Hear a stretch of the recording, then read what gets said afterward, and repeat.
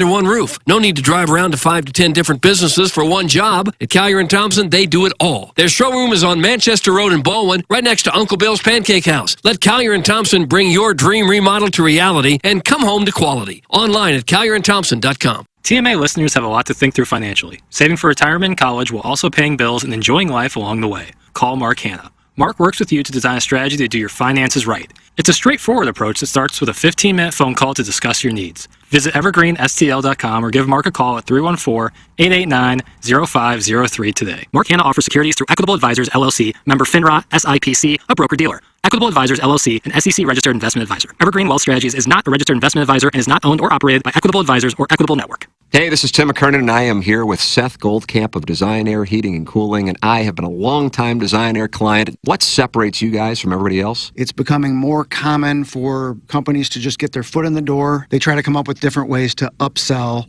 They try to see how much they can make off of a customer as opposed to, hey, we're in there to do a service. We're going to do it well. We're going to do it for a fair price. I don't know how many emails I have received from our listeners who experience the incredible customer service Design Air Heating and Cooling provides. It's Design Air Heating and Cooling, online at designairservice.com. Biggie's Restaurant and Bar has been a staple of the community for over 30 years and is serving your favorites like the steak sandwich, waffle fries, and so much more. It's not just the food that's rocking. With a full bar and patio, Biggie's is the perfect spot for lunch, dinner, and a little laughter. Biggie's original hours are back. Open 11 a.m. till midnight, Wednesday, Thursday, and Sunday. And 11 a.m. till 1 a.m. on Friday and Saturday. Check out the full menu at biggiesrestaurant.com and stop in today.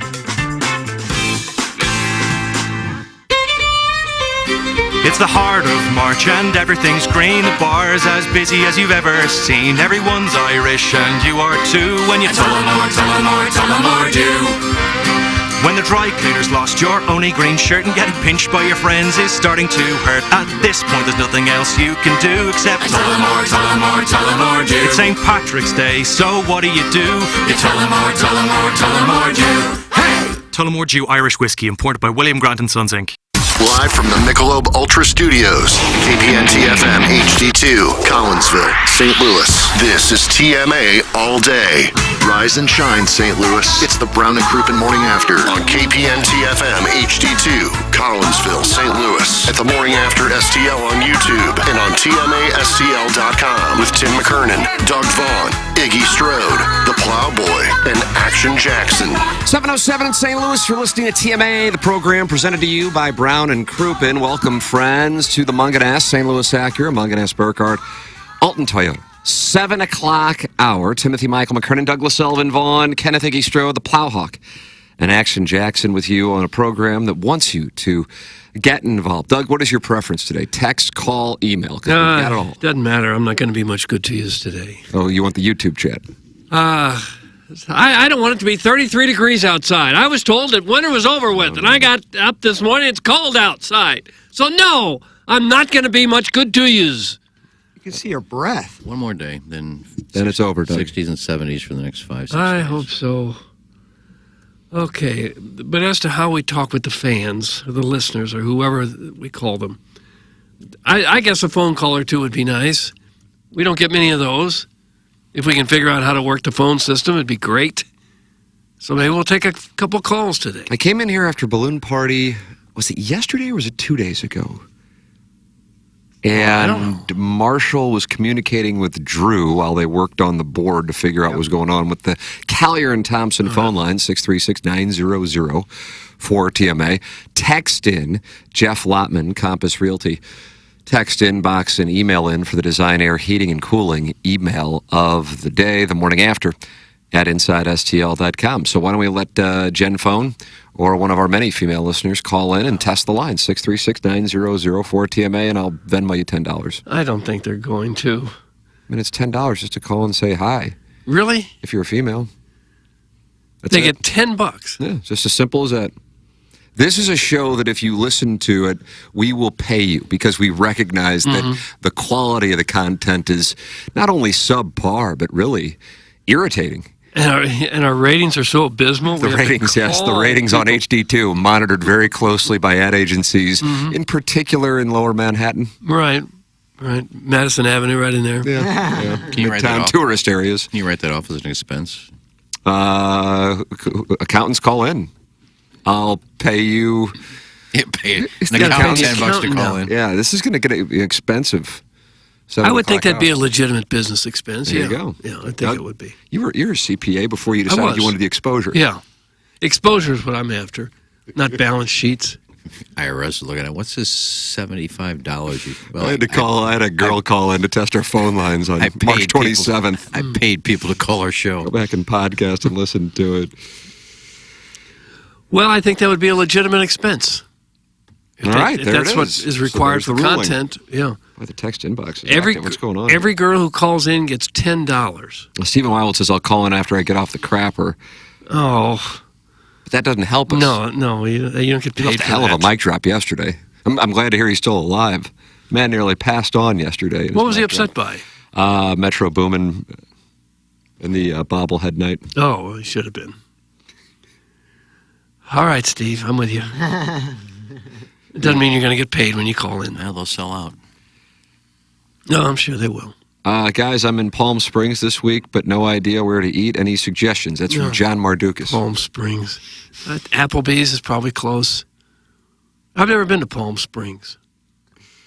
It's outside L.A., right? It's east of L.A.? I have been to Palm Springs. That's the old people's getaway. I think it's a wealthy people's getaway. Yeah, and old people. Frank Sinatra was Where's like, the young people's getaway? Key West. That's not really young either. Scottsdale. Yeah, good call. Nashville, maybe? For my buddy's bachelor party, he was deciding between Palm Springs and Scottsdale. What was the name of the last gay bar you went to? The Buggy Whip in Palm Springs. Last time I was there, I went home with a guy named Jose. Can you get a bite to eat at the Buggy Whip? I don't know. You would think the kitchen would stay open late. I think so. Probably 2 a.m. You can find something to taste down, am I right? Hey, Jose. pale. Hey, Bale. There is a good documentary on. The Buggy Whip? Jose. No, I think it's on Peacock, and it's all about Frank Sinatra living in Palm Springs. Like he was the king of Palm Springs when he moved there, and he would just go into bars. People say hi to him, and he just walk around Palm Springs. Pretty good documentary. No, he did. Well, you got to walk around somewhere, no matter who you are. Yeah, but he was to the point where people wouldn't even bother him. He'd walk in and sit at the bar and have a cocktail, and people wouldn't come up to him and say hi. They just left him alone. Who's our biggest celebrity in St. Louis now? That guy we're doing a bobblehead for.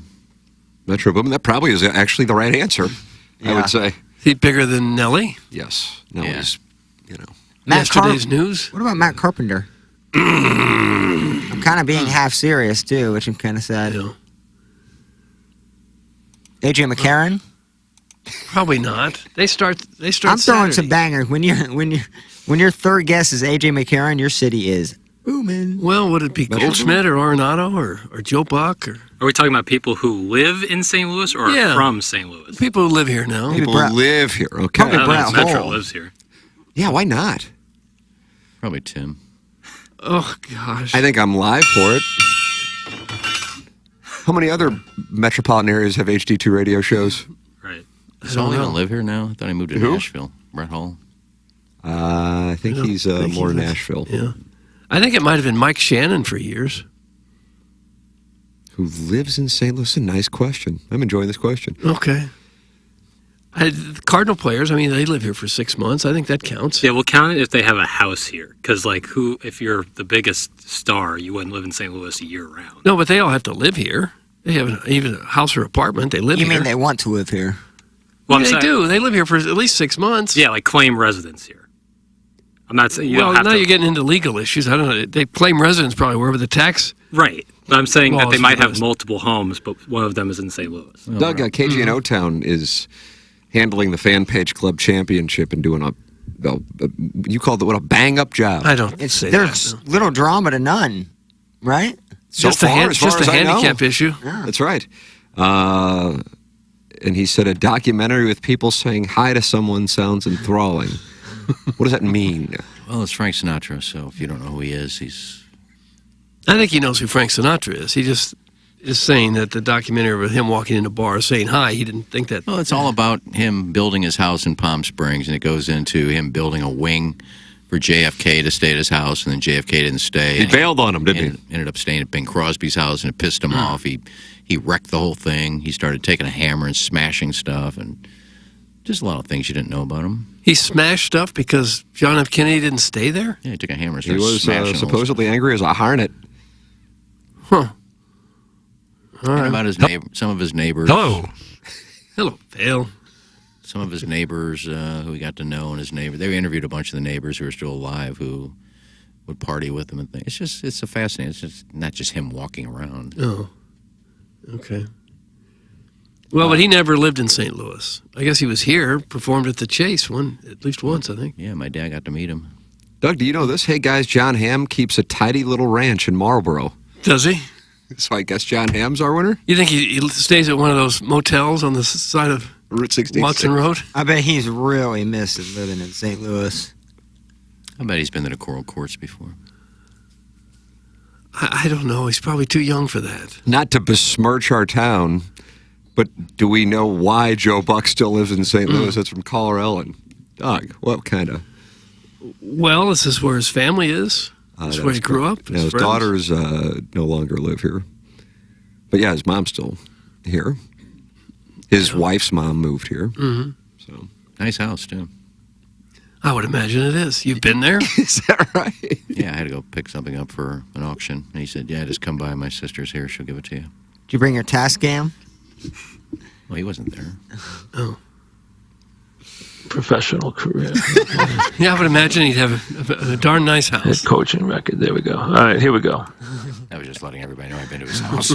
Yeah, that's all that was. That's all that was about. That's all it was. Just a humble brag. Mm-hmm. Yeah. Ozzie Smith, would he be in the category? On a home run by the Wizard. I think the most he's famous up there. St. Louis. He's definitely up there. He's on the Mount Rushmore for sure. I'm really in the Jackson. What do you think? See, I'm trying to figure out like who's actually like living in St. Louis because. And what do we count as living? Right, And by like number of months is what I mean. I'll just say if they have a home here that counts. Yeah, I don't think that counts because a baseball player really doesn't live here. He just He stays should count. here. They live here 6 months at least. He stays I here. don't think a baseball player is going to be the answer anyway. Right, like Thank Joe you. Buck is already more famous than a baseball player who plays for the Cardinals. So, like right now, the standing winner is Joe Buck, but I'm open to hear others. I tell you, a guy doesn't get mentioned a lot. He's Who? Pete Weber. Pete Weber.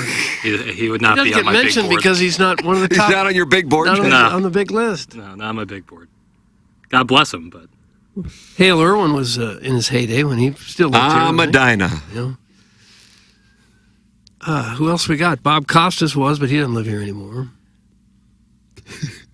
They all moved out. Guarantee you that Joe was actually hiding in the kitchen when you stopped by. That's from Mr. Licks. No, he was actually off to a football game. You don't remember where he was. You just said that. No, I was Doug picked up You a just read. said that. Doug I picked up remember. a I read. picked it Teddy up on- I KGB. picked it up on a Friday. When I called him, he says, "Yeah, I'll leave it." It was a sign. It was an autographed book when his book first came out. And he said, "Yeah, I'll be on the road, but my sister will be there, so just knock." All right.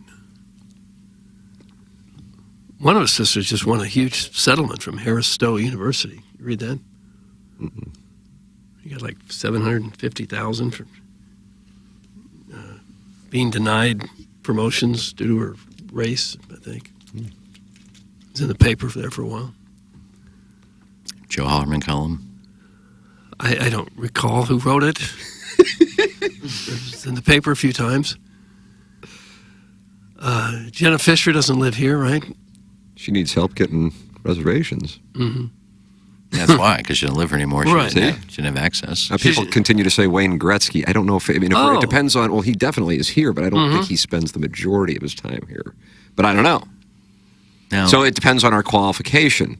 So in order to qualify as a resident in Florida, Doug, for tax purposes, Yeah. 6 months. 6 Can we months. use that as our standard? Okay.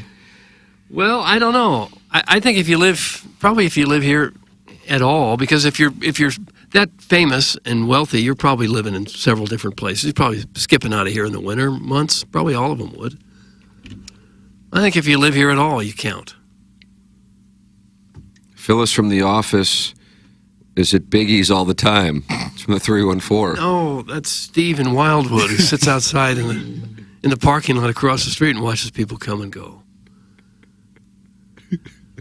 It was certainly Jack Buck before he passed away, I think. Well, Stan Musial would have been there, too. Yeah, he would have. I'm just trying to think of hockey players. I guess Al McGinnis wouldn't be on there. No, probably not. Jackson, what's on your big board? John Goodman certainly would be on the big board. Does he live here? No. That's the thing. I don't know. Sterling K. Brown. I mean, they were born here, but they don't live here anymore. Right. That's the, like, John Hamm, does he, I don't think he lives in L.A. But he decides blues games all the time, you know? Yeah. I'm thinking just the kind of guy you might stumble into if you went to the Home Depot or to a Right, restaurant. but, like, that's the or- thing, is, like, if a celeb is from the Midwest and they've made it big, it's unlikely that they're going to spend the majority of their time in cold weather, landlocked St. Louis. Just looking at the facts. We do.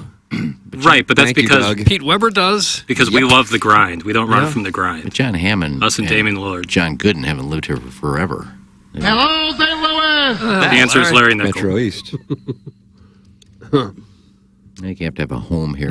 Somebody just flushed right next to us, and that's brought to you by Schaefer Door Company, Doug, online at schaeferdoor.com. When somebody fires their brine a mere 10 feet from us, Schaefer Door Company wants you to think of them. Well, they could probably come up with a door for you that would stop some of that noise. Timothy Chalamet just moved to St. Charles, but can we count that as St. Louis? That's from William Howard Tuft. Yeah, I think we count that. Marcus Allen. Marcus Allen no longer lives here. Adam Wainwright? He still live here? He's well known. He never lived here. Yes, he did. He had a house in Chesterfield. Yeah, but That doesn't count? no, always back to Atlanta. Thought he was Sea Island.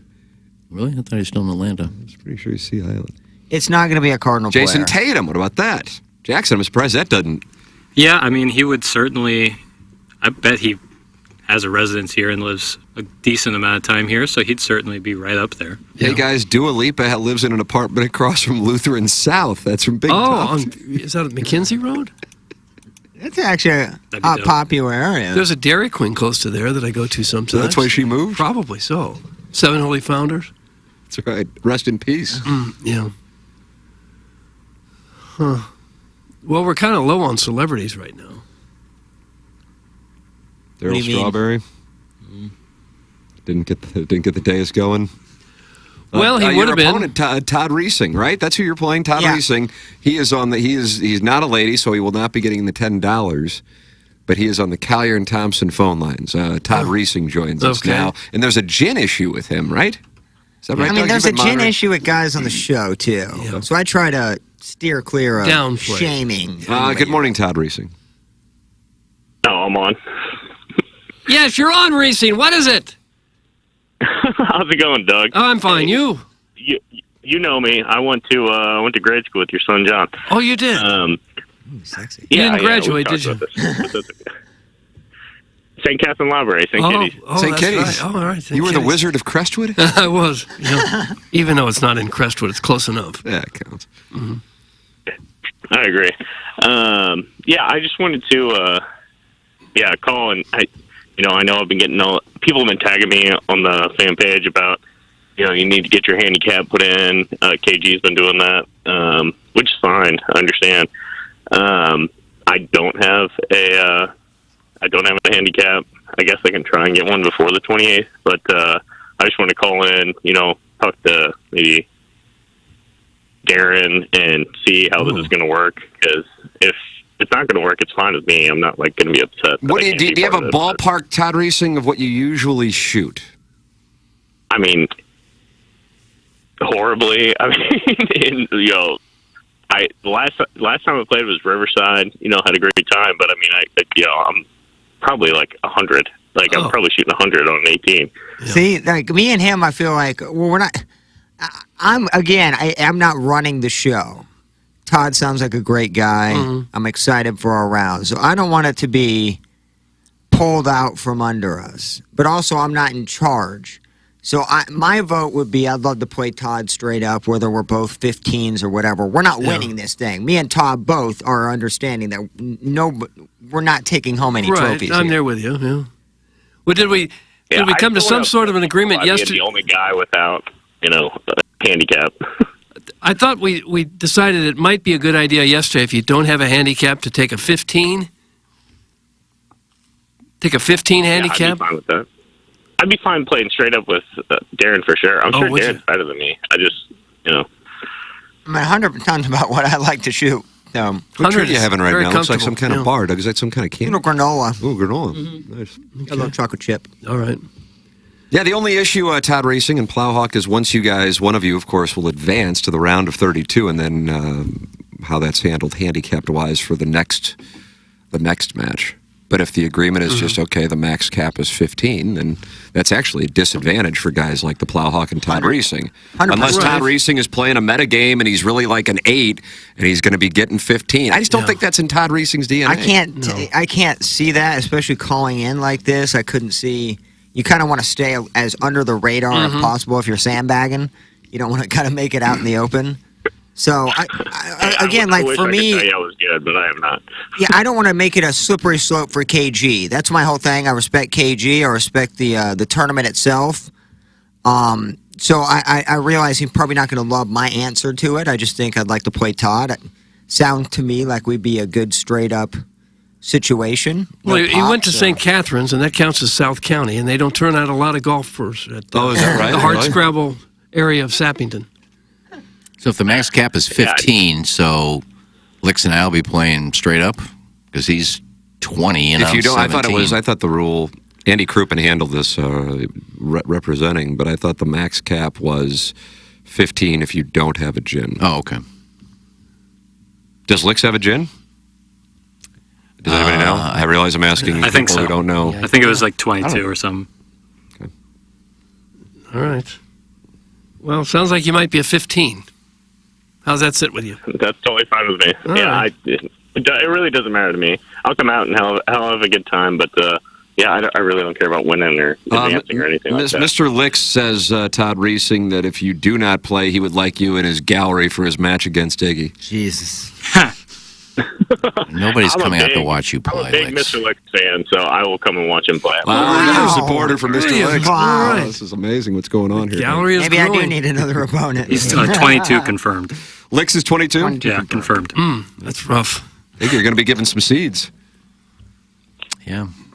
He'll probably come out and par the first 4 holes. I mean, I played at Riverside Sunday. It was cold as all hell of my first round since October, and I shot a 49. At that course, that's about a 54. Hawk was up, Plowhawk. It was cold. I was tight. It was 7:30 in the morning. Hard to judge, but Yeah. I would have probably shot 100 there at You Riverside. top a few, skull a couple. It was just getting used to the motions. It felt like the first time I played. So that's what I shot. The KG in O-Town, Doug, he is the commissioner. He says, Plowsy wants racing at 15. Who am I to say no? He's in. Wow, just like Well, that. I don't want to be, and that's fine. Again, neither one of us or Doug, no offense, Doug, are winning this thing. No. We're not even going to come close. And No. I think the rule with the gin, and I like the rule, is you don't want somebody sneaking in and sandbagging. Me, Reesing, and Doug are not that type of personality, nor golfer, to do that. We are not going to come anywhere close to these guys. We're going to go to the semis. I mean, if Hexy is in, have you seen Heck? Oh, No. man, Doug, that have you guy, watched any film of him? Who? He's a I don't play- know who he's a that He is. play- won in playmaker. 20. Did he win in 22? I don't know 22 the or 20. years. He's a shot maker. I mean, 22. he is a bomber. The bomber, Chris Heck.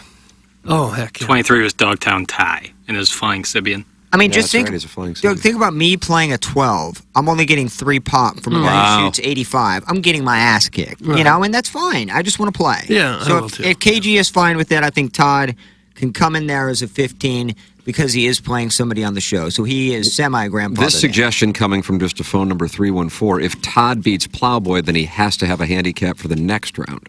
Doug, is that reasonable? Well, how are you going to get one? Well, Let's get the grant. Yeah, play a couple but he'd have to before. play. Now and He'd just- have to play what 4 times in the week before he plays No, the you next have No, to one? play before. start playing now. Yeah. Between now and whenever the deadline is for the next one. Yeah, you'd have to like mid-May to put in 3 or 4 scores. And I can do that that's as a well. I think that's a reasonable Yeah. amendment. Doug, the Fan Page I've Club got Championship I've got is. my score from Riverside 2 weeks ago. There you go. And what was that? That was 100, Todd Racing? I play one more time. You shot 100? What'd you say? Yeah, it was like 100. Okay. It was 100, yeah. But I can put in that score. I can put in the score that we play with, and then if I would happen to win, which I highly doubt I will, I can put in another score. I can go up and do another score, so it's not a big deal. Okay. Things are happening, Doug. Oh, yeah. I really feel better about it Do you know now. how to put in scores for match play? Oh God. I guess I don't know. Yeah, it's the whole thing. It's you just can't. You know, if you're getting a stroke and you get a 6, you'd park down a 5. That doesn't count as for your handicap. You wouldn't can't. think, but only Tim understands for sure. To be honest, That's correct. Sorry, Doug. I mean, to be honest, if you guys don't want, if I can't do it, it's not a big deal. I really don't care. But if you guys do want me to play, I mean, I won't have a handicap. So, Well, you and the Plowhawk will just be playing straight up. It sounds like. I don't think any player that are involved are going to have a huge issue with this whatsoever. And then just get out and play some rounds between your next match. You got about a month, I think, in between matches. So just try to get on a weekend and play some rounds and get it in your grint. yeah, I'll try and do that, Iggy. All right. Doug, things are getting done Well, all here. right This is then, fun. Todd. It's like Appreciate it, Congress. Todd. We're just getting things done. Next order of business. Thank you, Todd Reesing. There's Todd Reesing on the Kelly and All Thompson right. phone lines here. Munganess, St. Louis Acura, Munganess, Burkhardt, Alton Toyota. 7 o'clock hour online at stlouisacura.com and altontoyota.com. And we recommend them wholeheartly here on this radio program. I got a wonderful sentiment. This is kind of the people that are at Munganess, St. Louis Acura, and Munganess, Burkhardt, Alton Toyota. And I know a lot of the listeners who go to events have gotten a chance to maybe meet like Clayton Patterson or Peter Munganess. Ryan Seiberg's been there. Jamie Burkhardt is one of my favorite people in the world, truly. Sponsor, not sponsor, he's just a great guy. And that's why we're so happy to do business with him, in addition to endorse them here on this show and my podcast and Balloon Party. But Clayton was kind enough to tell me a story about a situation with a listener who he spoke with and didn't want to go in. Are you aware of this story, Plowhawk? You're nodding, and I didn't know if you were aware of it. I apologize. And just told me the background, didn't want to go into specifics, but wanted to make sure that the listener knew that everybody there and that I am now aware of the situation. We're thinking of him, battling a health situation, and a loyal listener signs his emails free dotem, Doug, which I know. Oh, he does. And so everybody is thinking of him. So to this particular listener, we are thinking of you and hoping for the absolute best. But that's the kind of people that you're dealing with at Munganess, St. Louis Acura, and Munganess, Burkhardt, Alton Toyota. If you are looking for a new car, pre-owned car, or you're looking to get your car serviced, if you need to get it from Munganess, St. Louis Acura, or Munganess, Burkhardt, Alton Toyota, go online at stlouisacura.com or altontoyota.com, or you can text or call the secret number, 314-252-0029. That's Munganess, St. Louis Acura, Munganess, Burkhardt, Alton Toyota, sponsor of the 7 o'clock hour on TMA and our daily fantasy sports showdown. And we will be heading down to Texas to see if Iggy, you won last week, correct? No, I did, but we just called it a draw because we both sucked. We both had 4 players miss the cut. Yeah. So I said this week doesn't count. Okay, there it is. Okay. So we will have that coming your way in our 8 o'clock hour. Doug, who's our title sponsor? That'd be Brown and Crouppen. Oh, that's right. Brown and Crouppen is a title sponsor, have been now for a period of a few months, and it's been great getting to know Terry Crouppen and Andy Crouppen and Ed Herman. Andy and Ed drop in on a regular basis. Andy was here yesterday for, 2 hours or so, and has decided to become Iggy's chief counsel for all things that are bugging That's him. right. If you have a potential problem of your own, you can call Andy or Ed or Terry or anybody at Brown and Crouppen. They'll be happy to take care of you. If you have a potential personal injury case, Brown and Crouppen is a local law firm here to serve you, founded in 1979 in St. Louis, still here, going strong, stronger than ever, actually. They've grown into one of the largest personal injury firms in the entire Midwest. They'll give you that free evaluation. They work on a contingency basis, no upfront costs at all to you. If you don't get paid, they don't get paid. And they've won more than $1 billion in compensation for their clients. They are the best. They certainly know the ins and outs of the local law scene here. They know all the other lawyers and attorneys and how the courts work here. They're the guys you want in your corner. If you think you may need Brown and Crouppen services, give them a call. Here's that number, 314-222-2222, or you go to brownandcrouppen.com and make sure you let them know you heard about it here on TMA. The choice of a lawyer is an important decision and should not be based solely on advertising. Past results are no guarantee of future results, and every case is different and must be judged on its own accord. Arbor Day won the Milagro Tequila Texture of the Year in 2023 and says, listen, you know I love you, morons. but listening to the second straight day of what amounts to a live-action role-play Hoosier Fantasy Golf League is too much. Yeah. You're just not going to get me to care about a 17 handicap who, quote, hasn't used his shoulder in a year, end quote. Stop it! Oh, he's out. No! That's from Arbor Day. Yeah, I feel like he's out. Any update on that shoulder, Iggy? It's fine. Okay. Are you nervous at all that you're not going to be able to, Yeah, hit it's it like you you and used Lex. to? This is it. No, I don't get nervous. No, except when putting. Sounds like he wants it then. Warson Woods Wacko says, so let me get this straight. If a guy calls in and says he likes Mr. Licks, he gets in the tournament. I'd like to file an official protest over bias by the commissioner on entries into the field. This is complete BS. KG, I bet you and Licks mere P. Diddy Meek Mill. The only question is which one of you catches. Doug, that's from Warson Woods Wacko. gosh. And that is an allegation, and I guess now an official protest has been filed? It feels like I mean, I don't have Reesing in because of Lick's endorsement, I can assure you that, because I love Wacko to death. This is just, we've set these kind of pairings up, Tim, on our own for... Feature pairings for television. And I feel like changing it now this late in the game, and on the top of my head, couldn't really think of a secondary opponent that would get that sizzle and spice. Like playing a Reesing would. Big old fan. Yeah. Ooh, big old fan. Big But old he already fan. said he doesn't golf, so I think that was the original opponent, or tried to be. Wow, there's already a ruling. KG and O-Town commissioner says, I've heard the protest. The protest is denied. That F was off, quick. Wacko. Wow. Gosh, This moves quickly. I like it when the justice system works that speedily. And swiftly, Doug. Is Wacko playing? No. He wants in and he wants licks. Oh, man, that'd be a good one, too. Why didn't he sign up? Doug? Maybe he did and he just didn't get in. I don't know if he's on the fan pin. Oh, that's right. He made it clear he's not on Oh, the okay. page and wanted the audience to know that he is not on the page. Well, mess. it is a Shishawali tournament. Doug, this will be your first Jay Randolph Jr. Fan Page Club Championship. Yeah. Your family going to come out?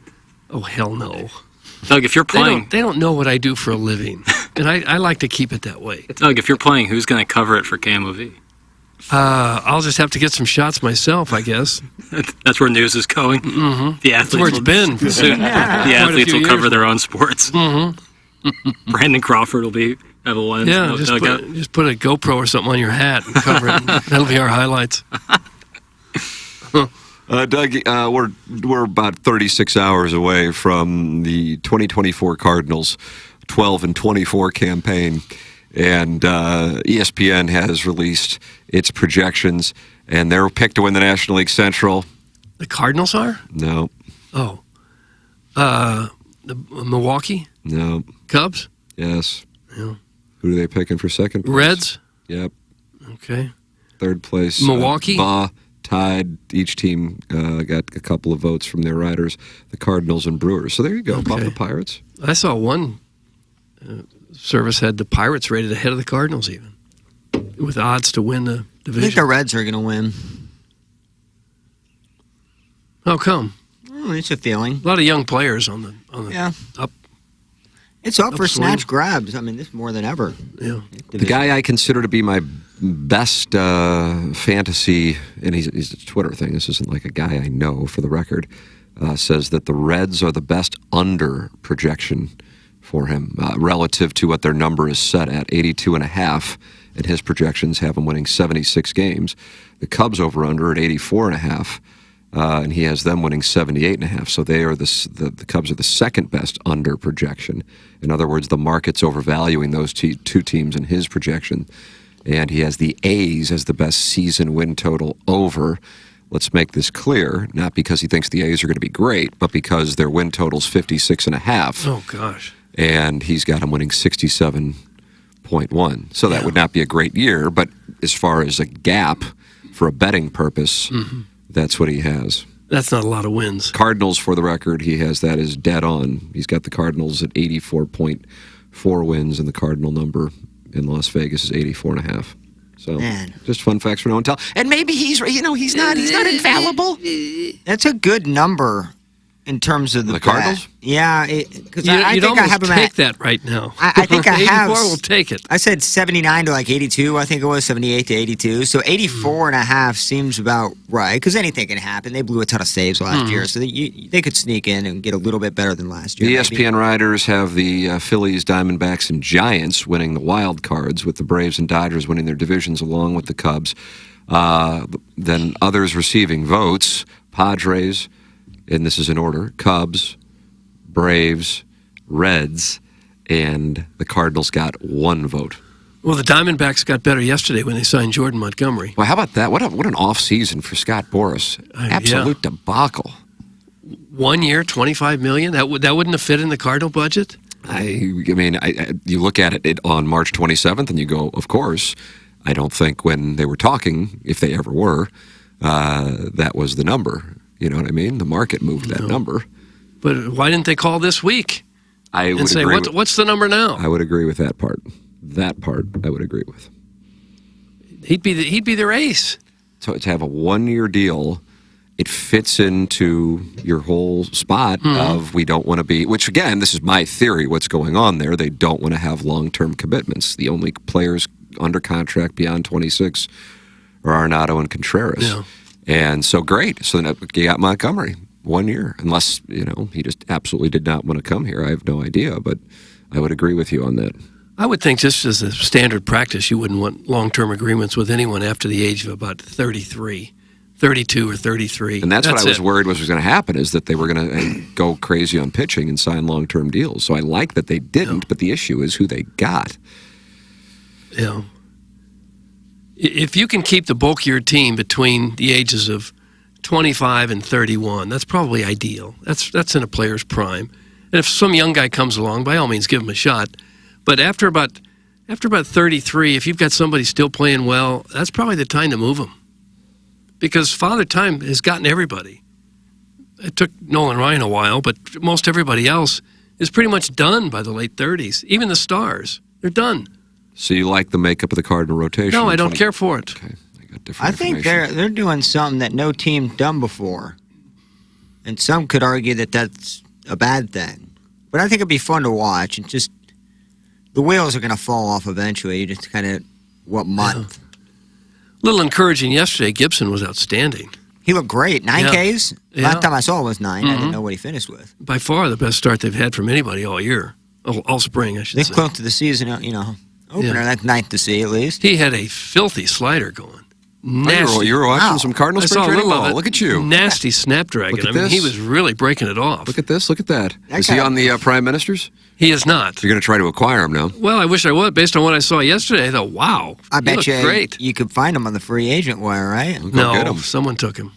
Really? I think he got drafted. Ugh. Cardinals get drafted like crazy. Oh, don't they? yeah. I guess. I always like to have Cardinals to give me a little something extra to root for when I watch. I like to win my fantasy leagues. I like that too, but it's still. Doug, they are not happy in the YouTube chat. Do you know Tony Courtney? I don't. He says nothing like a show that constantly broadcasts content about a fan page of the show that they do not allow listeners to follow or participate in. And it sounds like we got somebody who's been blocked from the fan page. Block him! Block him again! Double blocking! There's like 7,000 people who are in the thing, and at least 200 of them are actually active. Yeah. Well, he apparently said something that crossed the line. Oh, he did. I don't know when the last time somebody was blocked from that thing, but let's go see. Okay. Of course, Tony, call in. We'll talk about it. Call in, 636-9004 GMA. Jackson, how many ladies have called in wanting the $10? Zilch at the moment, but That doesn't make sense. Is our signal going out over HD2 today? that's where all the ladies listen. It's on HD2, like That is true. the actual hard signal. That's probably a real measure of who's not listening. When you offer people $10 for simply calling to say, "Hi, good morning. Where's my sawbuck?"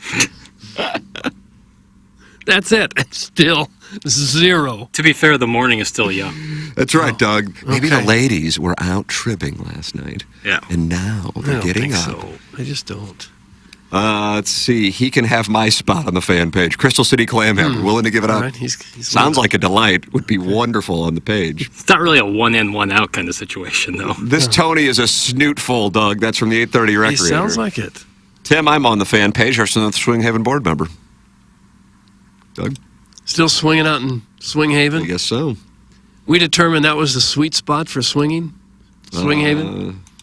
What does this mean? He says, Iggy, show her a picture of Mrs. Swinghaven board member and myself and see if that helps. That's from the Swinghaven board member. That's the text above. What's that about? I don't have a picture of her.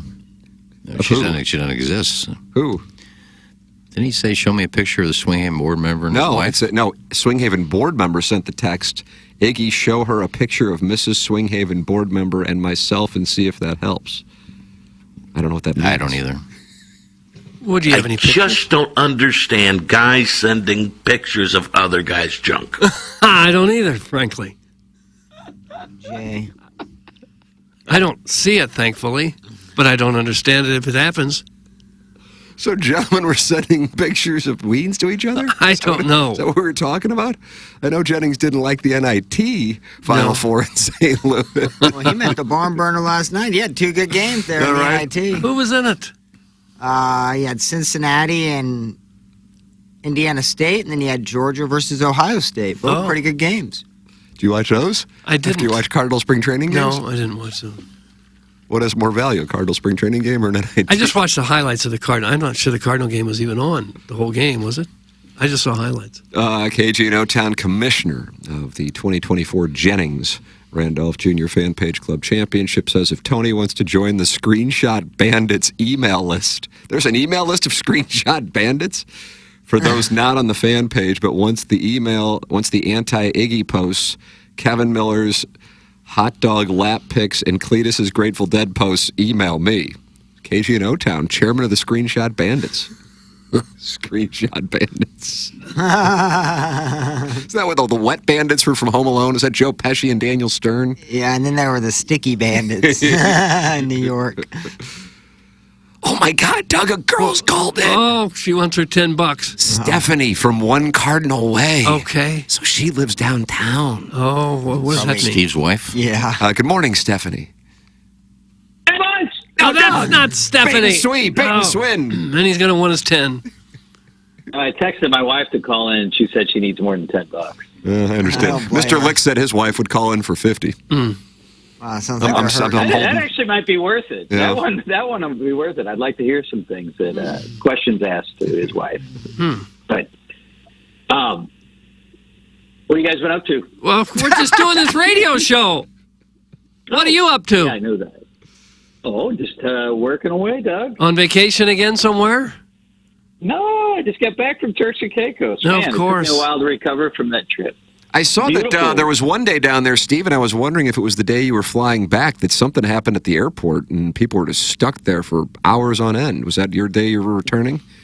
That airport makes Lambert look like LaGuardia. It is. I mean, It is. I haven't been there in, I guess, 14 years, but it is stunning versus like the Bahamas, for example, which you would think is a quality American market airport, at least in my opinion.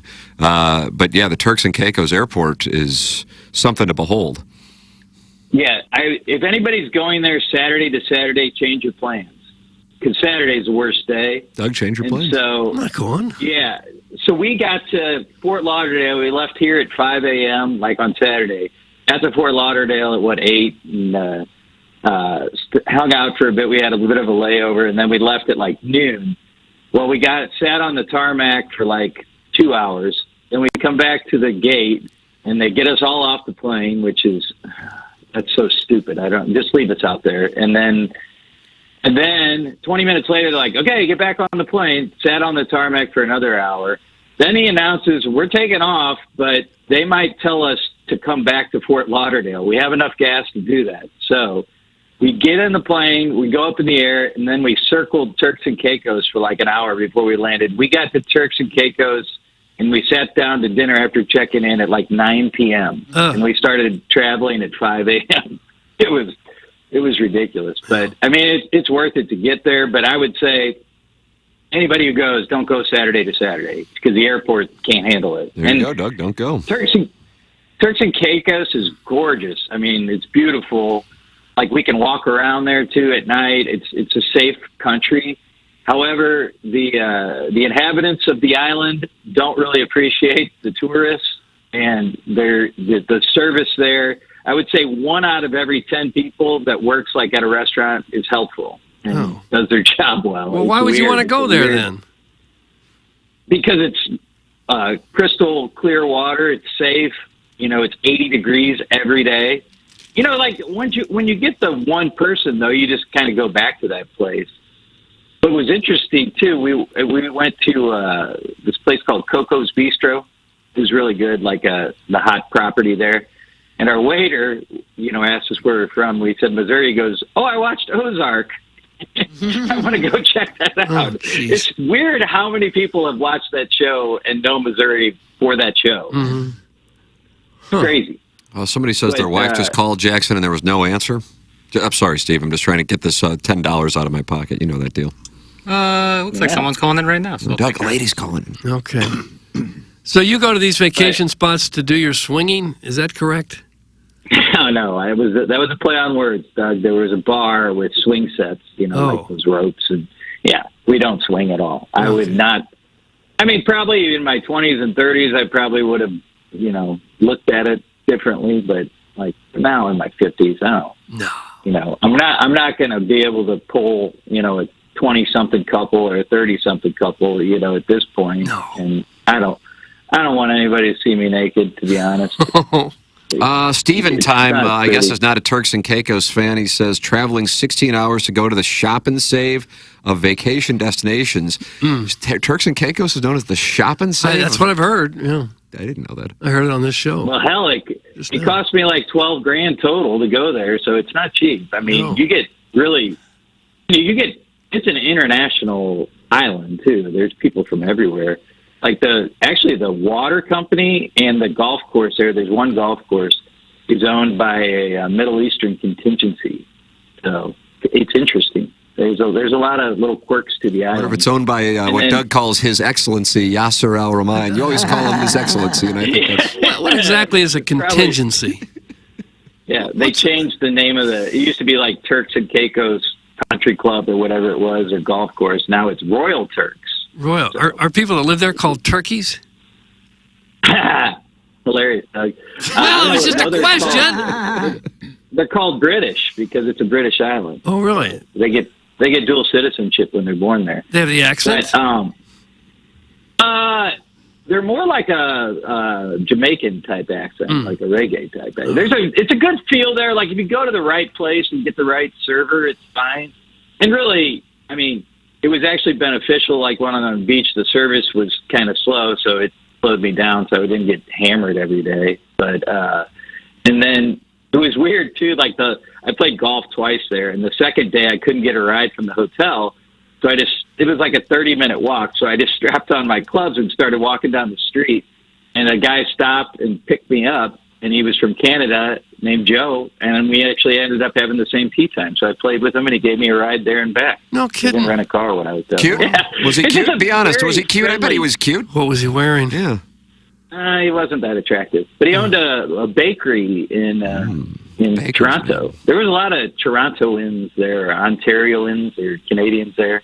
St. Louis. A lot of them go to Turks and Big Caicos. Leafs fans excited about Austin Matthews making a run?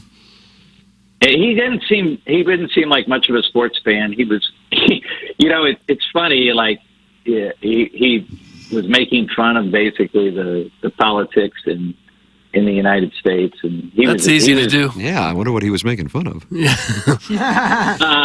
The Trumpian type things. Like he knew Missouri and what we were, so I think he was what we were.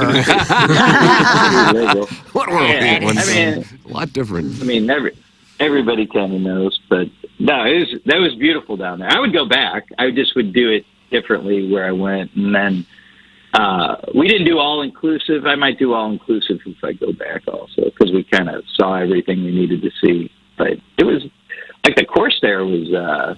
I shot a 95, then a 102. Oh, you're coming around. The Hawk was up the second time, so I think I took 6 penalty strokes on the second round I played just because the wind kept messing with me. I thought But, you are my dark horse to win the Jennings Randolph Jr. Fan Page Club Championship. How do you feel about that?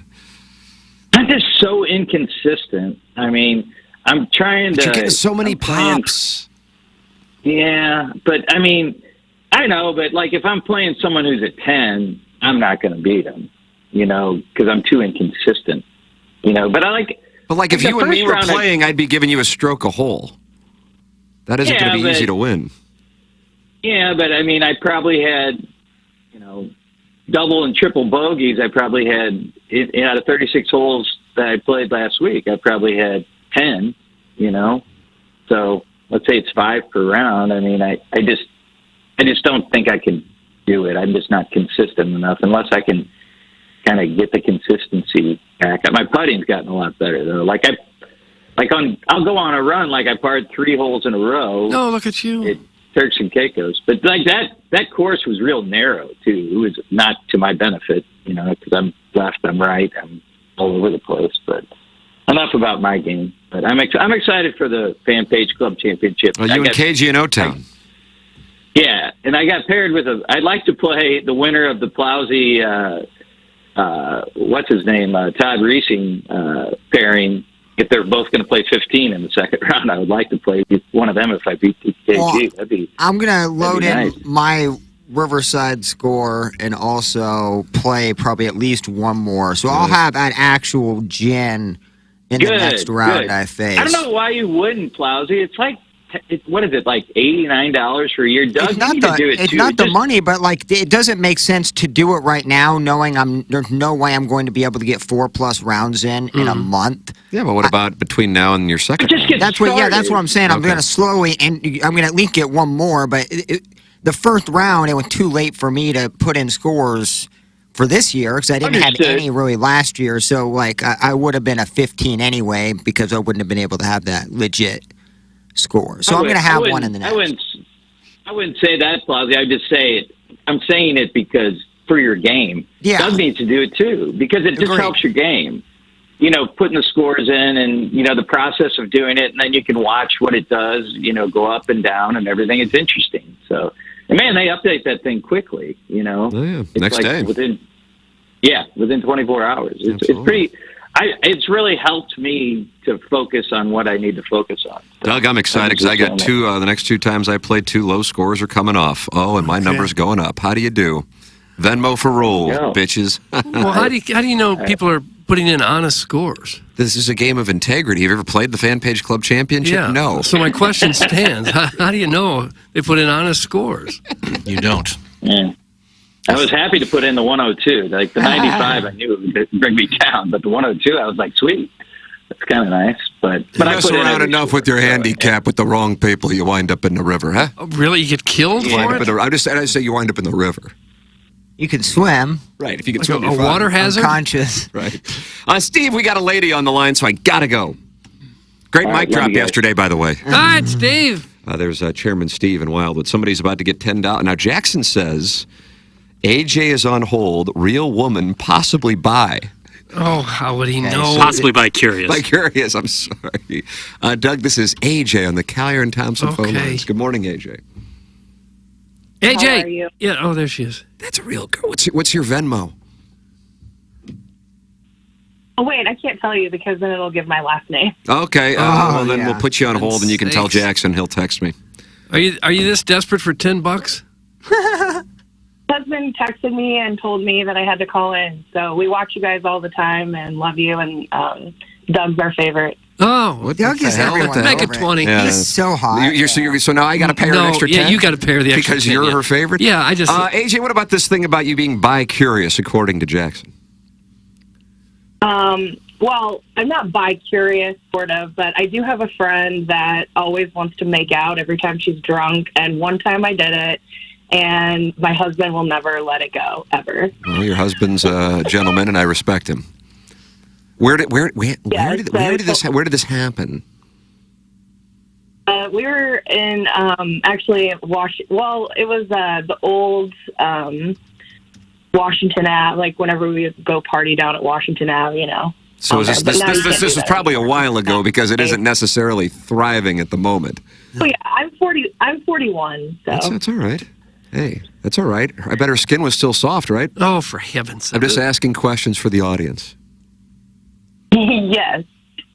This was at Lucas Park. Was it at Lucas Park? Yeah. You were there?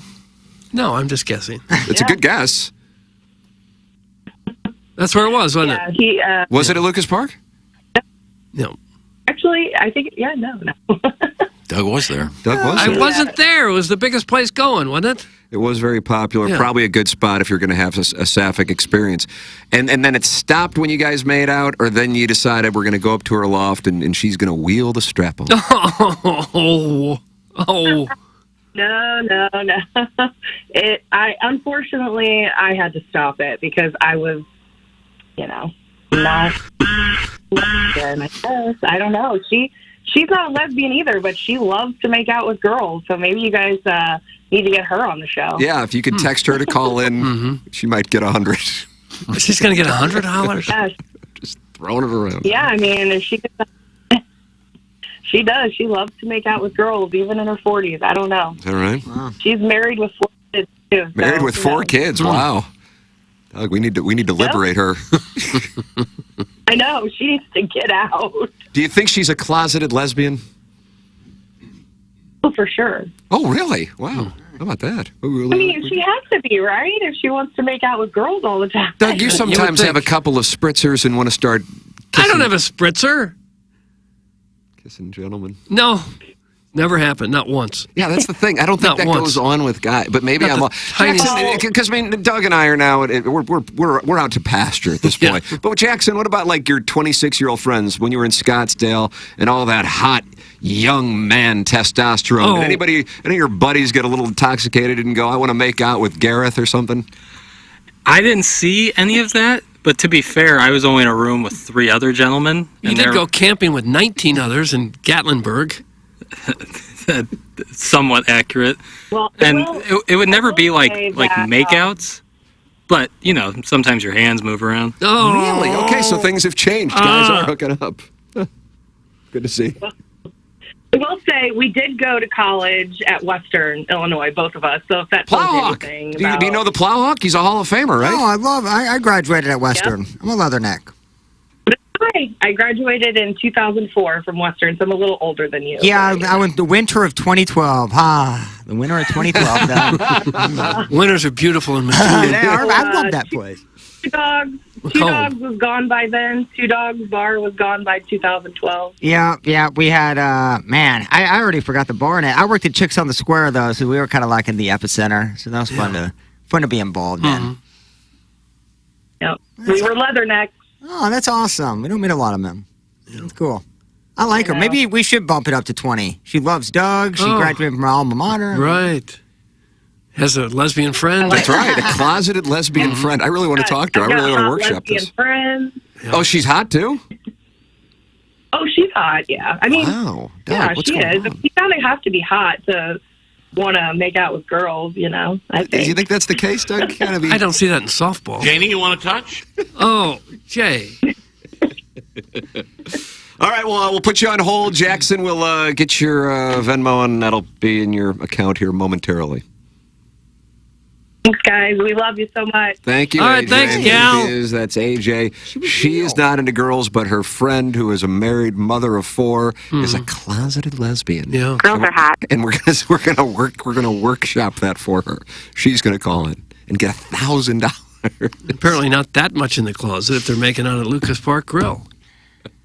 May it rest in peace. She was open and honest, which is great. About her And age, Western about her friend, Illinois. went to Western. I love that because I'm sure I'm bumping in 01. Now, this is interesting. When I hang out with my father-in-law at the golf club and everyone gets drunk, the starfish kisses don't stop. Oh. So I guess this is becoming more common, and I didn't know No, it. it's not common.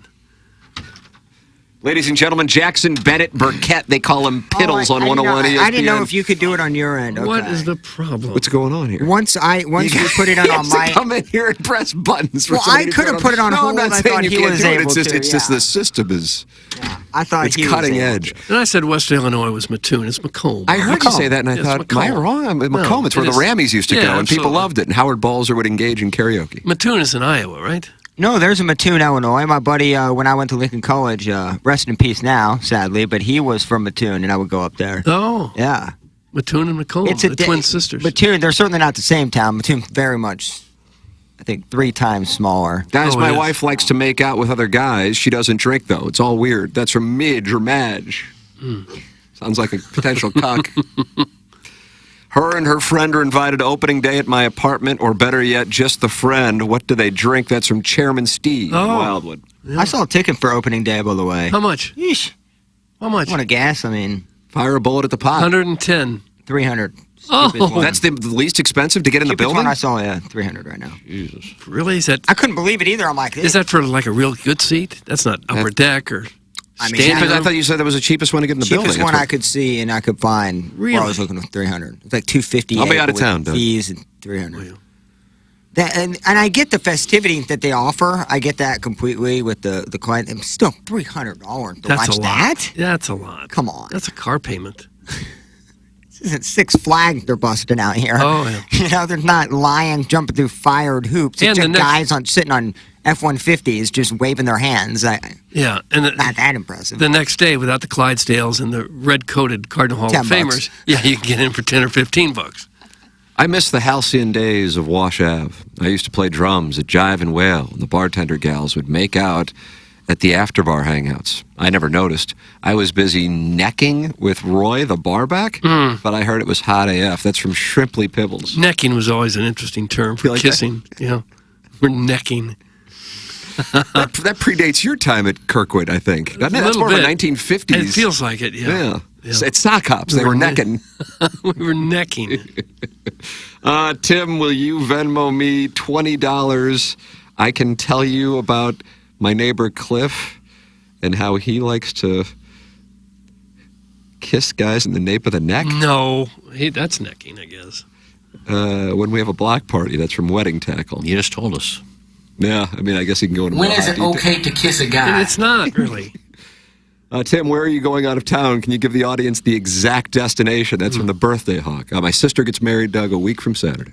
Oh, congrats to her. Yeah, God bless her. So we will. Are you in the wedding? Yes, I am in the wedding. You are? As are my You brothers. got the tux? Danny and Kevin. Yeah, I got the tux.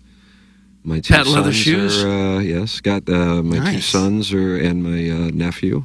Are they flower boys? They're not. They are the ring bearers. Ring and then bearers. my brother Danny's daughters No. are the flower girls. That'd be fun, though. So that'll be, yeah. Yeah, cute Kids little love- wedding. Kids Yeah. love getting all dolled up and dressed up. And Big week for my parents. They just celebrated their 50th wedding anniversary this past Oh, Saturday. congrats to them. Amen. Tim and Missy. That's right. And then my dad gives away his daughter a week from this Saturday. So there you go. So that's where I will be. And don't get me wrong, I would love to spend $1,200 to take my wife and two sons to the home opener. But See Lance Lynn. I guess I was looking at lower bowl. I guess there is upper bowl. People are texting in. I must have Oh, just is that been right? looking at lower because I was shocked when I was looking last night because I was it was actually I was shocked to hear that the least expensive ticket to get in the building is $300. it was actually but, Madison's parents' anniversary. So we went out to eat with them last night and we talked about it. We were looking them up. So I must have just been clicked on a specific section because I was using my phone. So yeah, I guess there are. I was just blown away by the $300. So I was hoping that wasn't the case. I guess I didn't look at the other sections because Jeff, Madison's father, handed me the phone and showed me the ticket Oh. prices. I just assumed that was for the full allotment. But we're not lower bowl type of people. We're strictly upper deck bleacher sorts. So I think what somebody said 56. That's a pretty good price to get into opening day. That's That's not more bad. reasonable. That's understandable. But So my apologies. I was just looking at lower bowl. It's also going An to cost apology you. has been issued because they're Yeah, not it's happy in the text inbox. Oh. They're not happy in the YouTube chat, but they're not happy in the YouTube chat about the fan page. Of course, but no, like I mean, I was just looking at a specific section with that you Opening couldn't day pay. might cost you $50 to park. They Yeah. jack up the parking prices Yeah, opening day too. Guns and Yeah. butter, supply and demand. Yeah, but they could do that every night. Why not charge $100 to park? Where are you going to go? New York, like $150 now, $200. Yeah, that's awful. That's wild. I wonder if producer Joe's behind some of that. You think he's a one parking mogul? It is. It's like $50 to park across the street. 573 says opening day tickets are $53 on SeatGeek. What a dork! Never seen them so low for opening day. That's from the 573. That is low. And again, like I messed up. I was looking at Lower Bowl. So, regardless, 56. Shrewsbury Seat Sniffer. Hey, let's not do any research and just spew made-up facts on the air. Plowsy would fit in on cable news. That's from the Shrewsbury Seat Sniffer. He's not happy. Man. So wait, Tim, you're missing the Battlehawks home opener. That's from the Warson Woods Wacko. He's not happy now. That's Saturday? Or that's a week from Saturday? They open on the road? They open Saturday, I know. No one knows when they play. This Saturday? It's our professional football team, and we're You're a the one who sports asked show. the question. I know. Yelling at us. I expected you to know. We don't even know who's on the team, and they start this week. A.J. McCarron. Is he going to throw the ball to himself and block No, and he'll kick? throw to the wide receivers. Sometimes the tight end. What about a jitterbugging scat back? I'm sure they have a jitterbugging scat back. That's hilarious. Hand the ball off, too.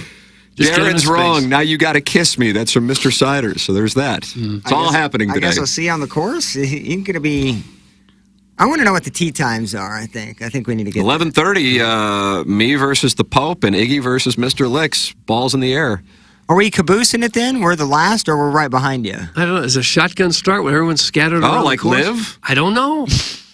You'd think that would be a little more efficient, wouldn't you? Well, I mean, but I'm sure they have people who are playing. Hell with earlier. them. It's about us.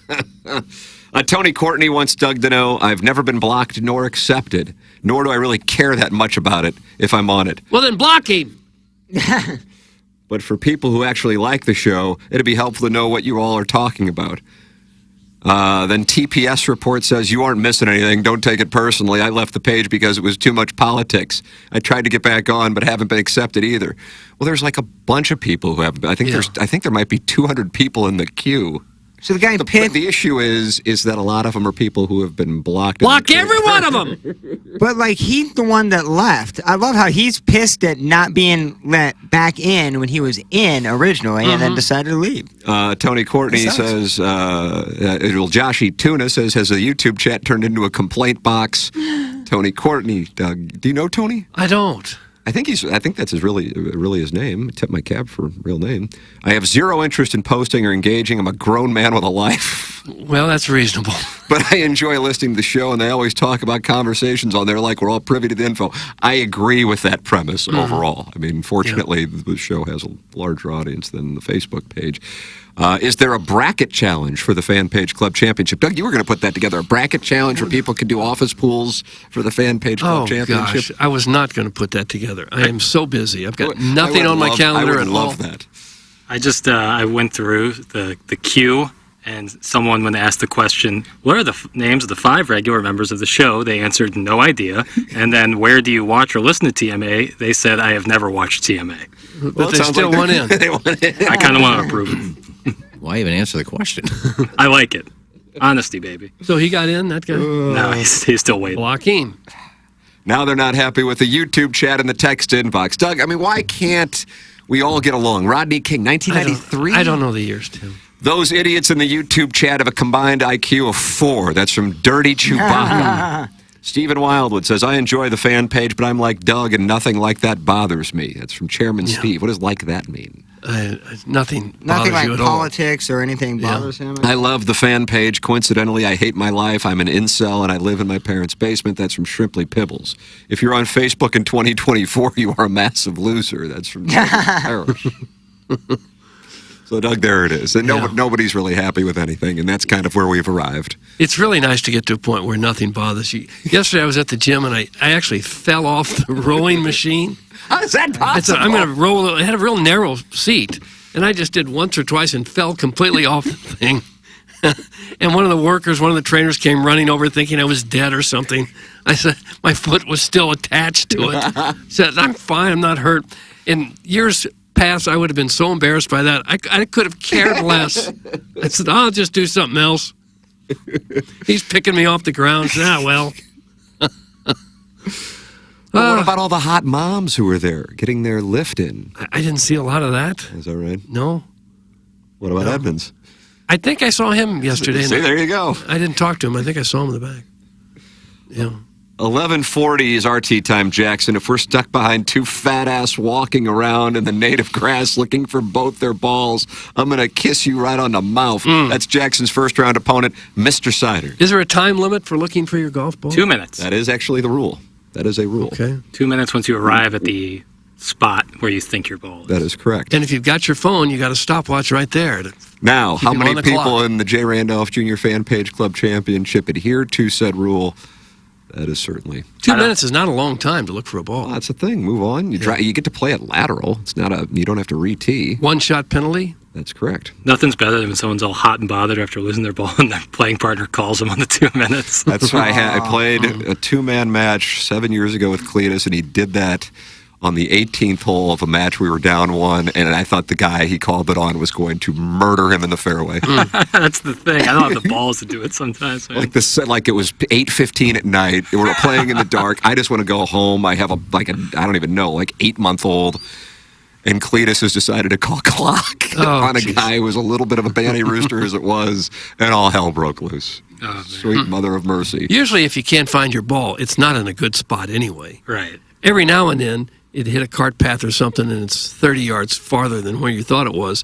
So then if you took the penalty, you'd be upset. Oh, wait, here it is now. Well, especially at Gateway, too, because when they burn out that, I guess it's native grass, the stuff on the side of the fairways, it's just dead ball city, like balls that got burned out or mowed up, and it's so hard to find your exact golf ball. Bring your Sharpies, that's all I'll say. Mark your ball. Yeah, that is a smart play. Dogtown Ty says, I could not, and he is the defending Jennings Randolph Jr. Fan Page Club Championship champion. I could not agree more with Tervis Parrish's Facebook take. The only reason I'm on Facebook is to win the Fan Page Club Championship. Wow. And this guy wants to go back-to-back. We've never had a back-to-back winner. He hates Facebook, hates the fan page, but wants to win the fan page. Let's put him on the clock. Yeah, this guy. How long are you allowed to waggle over your ball before you actually hit it? Brian Harmon. Well, he does waggle. 16 times on one hole last week or 2 weeks ago. Really? 16 times. Sergio Garcia used to do that a lot, too. It would make me nauseous to look up, back, back, and then swing. My issue is like Gateway, that's a windy track. Wind always terrifies me. Overcompensate for it, gets in your head. There is. He had a high spinny ball, Plowhawk. That thing's going to be subjected to the hawk. Yeah. I played with Plowhawk 2 years ago, and he was taking a leak up on the top of the Would you get mound. some of that brine on you? Well, he was pissing into the wind. Yeah, you literally like it looked like just a straight. It almost got arc. Yeah, it was coming right back at him. And I was also nervous that on a big swing he might get picked up by the wind. Yeah, I have to have like anchors. Like when I tee off, I gotta like plug myself into the ground. Baseball spikes. You and Bryson. Hey, I'd like to tell people about where they can send their emails and just try to see if you can compete with Blueberry Pop Pop, as his run in Borch will be coming to an end here on Friday. But he already won Borch more than a week ago. Send your emails in for our Design Air Heating and Cooling email today, the morning after at InsideSTL.com. It's Design Air online at DesignAirService.com. That's Seth Goldcamp and his staff, who are wonderful people taking care of Doug, Iggy, and myself, longtime clients of Design Air Heating and Cooling. Get your air conditioning ready for the warm winter months. Get it checked now, and then, you're ready for May, June, July, August, and September in St. Louis. And Iggy, you're talking about the forecast. The forecast, Doug, I'm just telling you, today's a little rough. I understand that, but then, how do you do? How do you do? Well, I'm fine, thanks. Springtime is here, and it might be 34 right now in St. Louis, but a high of 65 and sunny tomorrow. 73 and sunny on Friday. 72 on Saturday, 75 on Sunday, 69 on Monday, and then we won't talk much about Tuesday and Wednesday. It's 57 and 56. It's not terrible. How about opening day? We got a forecast. Sunny and 63 degrees. Nice. There you go. Iggy, does that match up with your numbers, or what are you doing? Yeah. Yeah, see? It makes a lot of sense. DesignAirService.com. I think for baseball to schedule as many opening week games on West Coast and dome stadiums as they can. Yeah. Makes sense to start in L.A. and San Diego. Jackson, tell people where they can wager on the Cardinals over 98.5 win total. That'd be Circa. The world's largest sports book in Las Vegas is now in Illinois. The Circa Sports app is sports betting the way it should be, with big app bets, high betting limits, tight money line splits, and the best customer service around. Like Tim said, you can bet on the Cardinals over. You like the win total over, you can bet on that. So we'll have Major League Baseball making its return on Thursday, NHL, NBA, all week in between, and then college hoops. March Madness gets back underway this coming weekend. Sweet 16 matchups. Who do you like? Maybe you like NC State, the 11 seed, to keep rolling. Maybe you like Purdue to beat up on Mark Few and Gonzaga. Whatever you want to do, visit circasports.com for more details and bet with the Circa Sports app, which is now available in Illinois. Get ready to start betting like a pro. If you or someone you know may have a problem with gambling, call 1-800-GAMBLER or text ILGAMB to 833-234. Doug's Hot Take Mittens are sponsored by EDF. That's Engineered Designed Facilities. Put them on now. Yeah, why don't you? Heretofore known really nice. as EDF, the EDF Group, sponsor of those Hot Take Mittens. And for those of you watching on YouTube, you can see them right now. Oh, look at those. You simply don't get scalded if somebody comes up with a take that's extremely hot. And that's what they sponsor. It's the EDF Group. Do you want to support the EDF Group as a sponsor at TMA? Well, here it is. It's real simple. Do you have a fire extinguisher where you work? The answer is yes. You certainly do. So please email the EDF Group at fire@theedfgroup.com so a technician can come out and explain to your team how the EDF Group can save your company money. Again, that email address is fire@theedfgroup.com. The EDF Group is hot and will prevent your facility from having hot fires. Experience the EDF Group difference. Learn more at theedfgroup.com. The Concord Caulk, I don't know what this means. Have we talked about this today? I don't know. What is it? Did the dais ever address the fact that none of you can smell asparagus, Brian? That's from the Concord Caulk. We haven't really broken it down, I don't think. I can smell asparagus, Brian. You can? Yeah. Well, you're the one who says you have a tough time smelling I can't right smell now. hardly anything. Right. I don't know. I'm not sure I ever don't could recall talking about it. What I'm concerned about is that we apparently talked about that today, and I don't remember it at all. We did not talk about it today. I think it came up yesterday. Oh, really? It may have, briefly. Asparagus? Brian.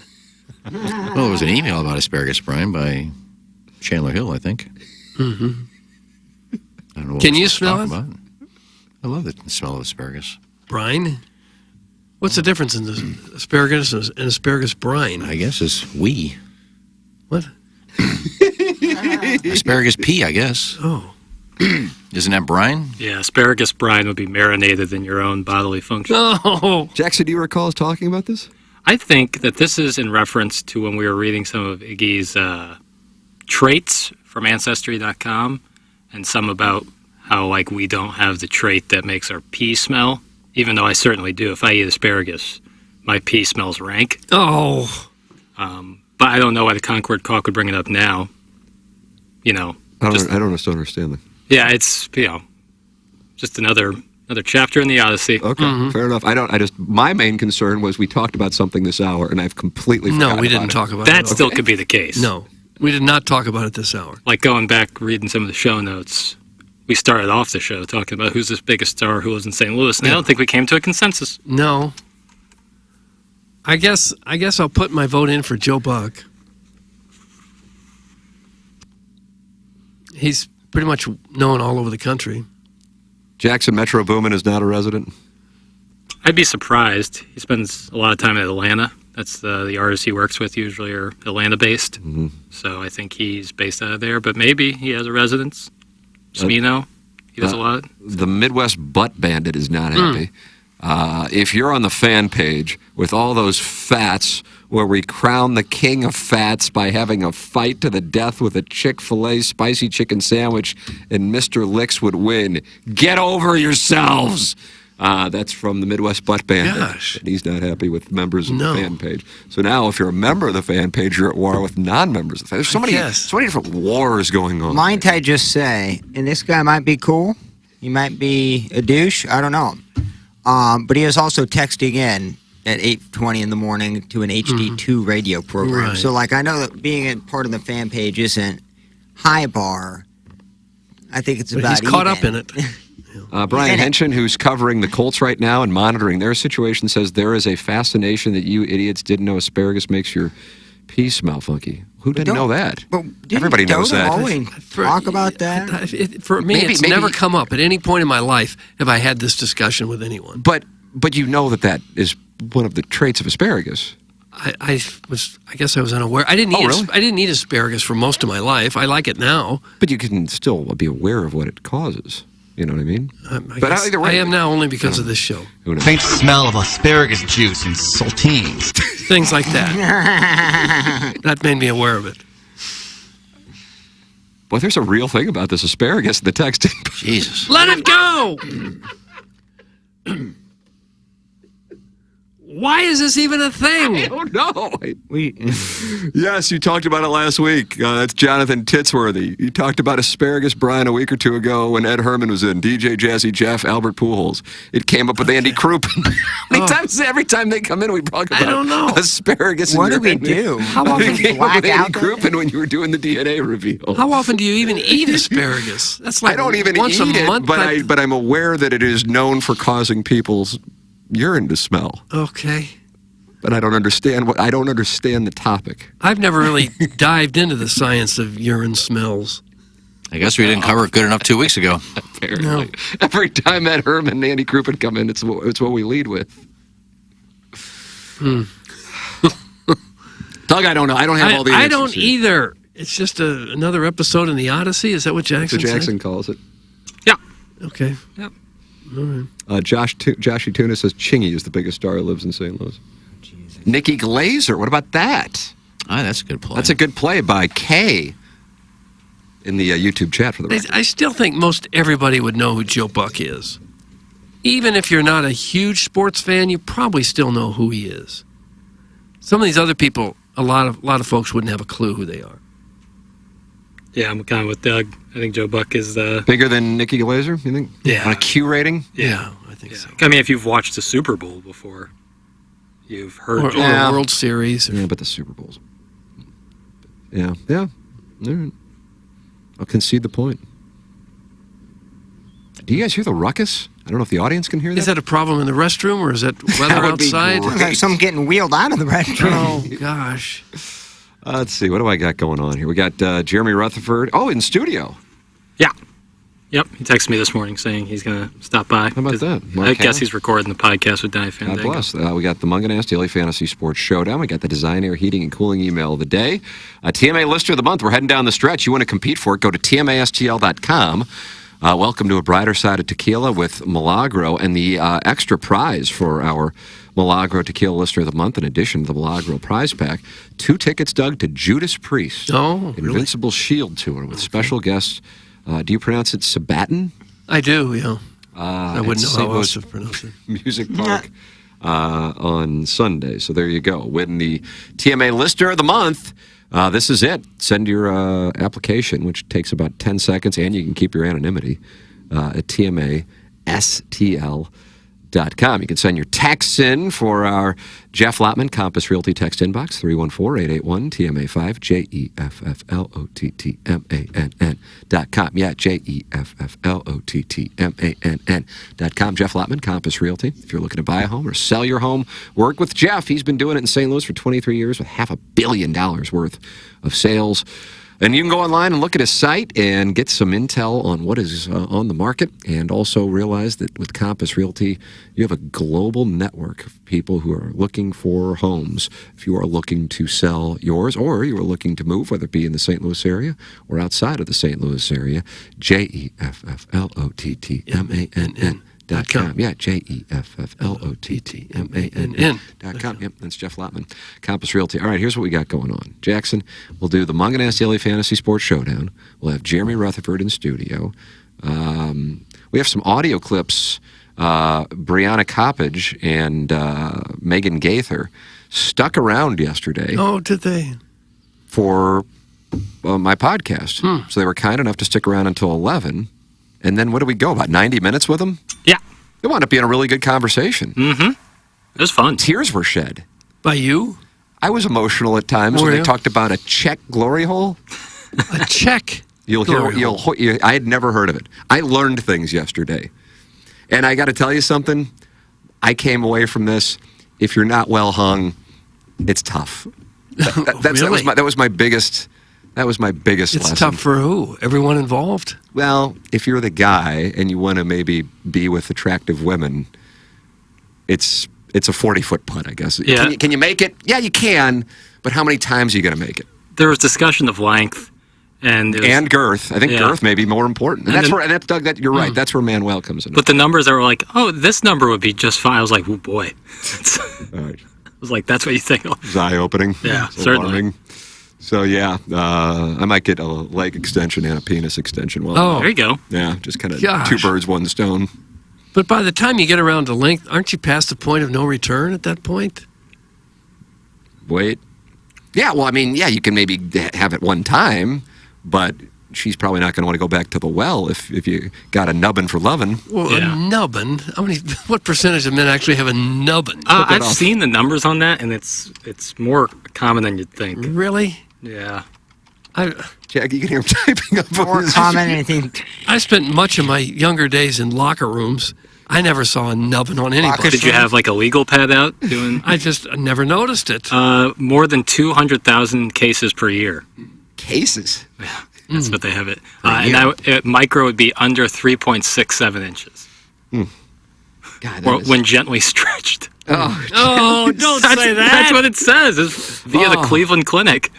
The old Cleveland Believeland. Clinic. Yeah, Believeland. Yep, 2016. I guess it could be possible that if you had a nubbin, you would avoid the locker room scene completely. Maybe not try out for the team just for fear that you were going to have to go through that. I guess that's possible. But like, Doug, I know different times, but I never once in high school sports ever showered in the locker room with my team. Got to be kidding me. Never Is once. that right? Never, You ever. played a once. basketball game and not take a shower, put your street clothes back on? Put them on, and then you go home and shower. Yeah, never Oh, once did we God. ever shower. Were Gym you the class. only one, or was it the No, whole everyone. No one. No one on the team takes a shower. I bet that bus smelled great on the way back. No, it stunk. Mm. Oh, we're not travel suits. They stink. We smell bad. Ooh, gosh. But it just wasn't like a thing. Like there was like 3 showers in there, and they were completely. We had to start getting showers in 7th grade. Yeah, it was never a thing. 7th grade gym class. Mm. And then you don't think anything of it as you get older. I would have preferred it to be the. What about the did you accepted did you probably have like your private showers at your frat? They were stalls. This yes. guy's never had a chance to shower with other guys. But like those were missing out. installed like 2 years before. Like before that, it was prison style. Okay. Prison style. But when I was in there, it was private stalls. Yeah. But there was still opportunity to see new gentlemen. Don't get me wrong. I'm not saying you want to. I'm just saying that's just kind of the way it's been for 100 years. And so you never saw a little nubbin. I don't think I ever saw a nubbin. Well, if it's for loving. Right. I mean, I wonder. Like, it takes a special spirit for you're all excited. You're going to have sex for the first time.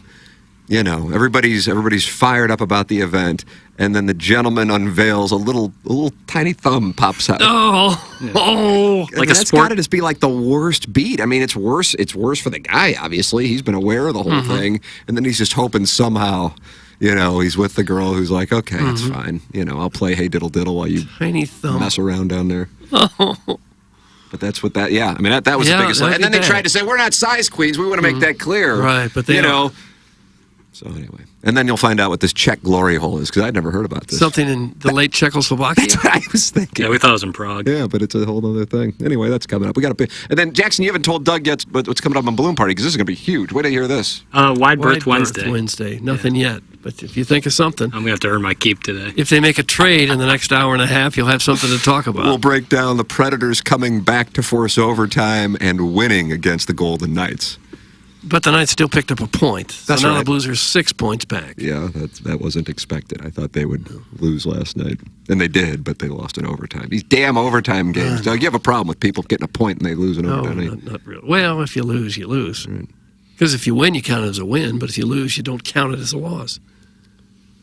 We showered after hockey games in effing Cahokia in the most disgusting staff-infected shower ever starting at 11. Not sure why the Zam driver was always in there smoking cigs. Zamboni. Oh, but I banged her out. Oh, That's from the recovering gosh. alcoholic from Belleville and Webster Groves.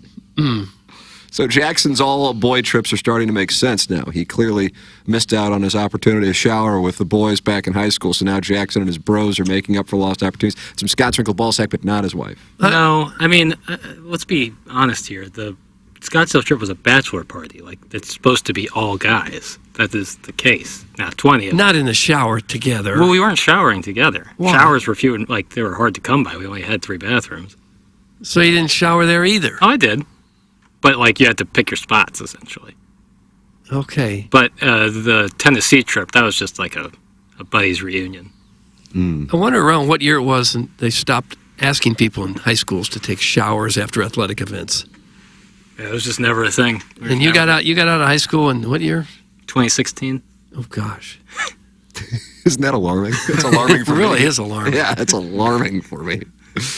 Apparently, they're not happy on the fan page about us not remembering talking about. What's the deal with asparagus. Are we back to the asparagus I think stuff? we should delete the fan page. Block every one of them. Start back from You square imagine one. what the emails would look like from AOL accounts if I said that'll wrap it up? Oh, people, these are their lives. We've seen it. Oh, God in heaven. When the Inside STL, I didn't even remember Brendan Marks, who was in charge of Inside STL after Jay Boyd went to Hot Shots. I didn't even, like, for a month, I didn't know he got rid of the Inside STL message board. Mm-hmm. And the hatred for me Yeah. about him, he goes, it's like, it's the same, like, 50 people. He goes, it's a headache to find. I think the software was called V-Bulletin or something like that. He goes, we don't need it. So, yeah, I just got rid of it. I go, oh, okay. And then we just moved on. But, oh, my God, there is intense hatred from those who spent a lot of time on that, thinking that it was a conspiracy to deny them of their message board. But anyway, how does the dais not recall that they all acted like they didn't know asparagus can make your brine smell while going over Iggy's DNA? Buck Swope, can you please pull the audio? I would like to. Can I issue a statement, or are we? You go ahead. We're Issue up it. against traffic and weather. No.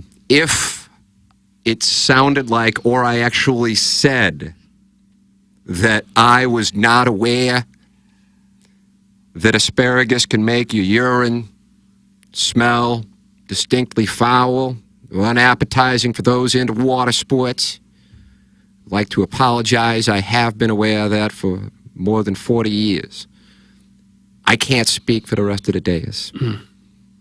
I hope that settles the matter. Yeah. I'm sure it will. It was a nice statement. Thank you.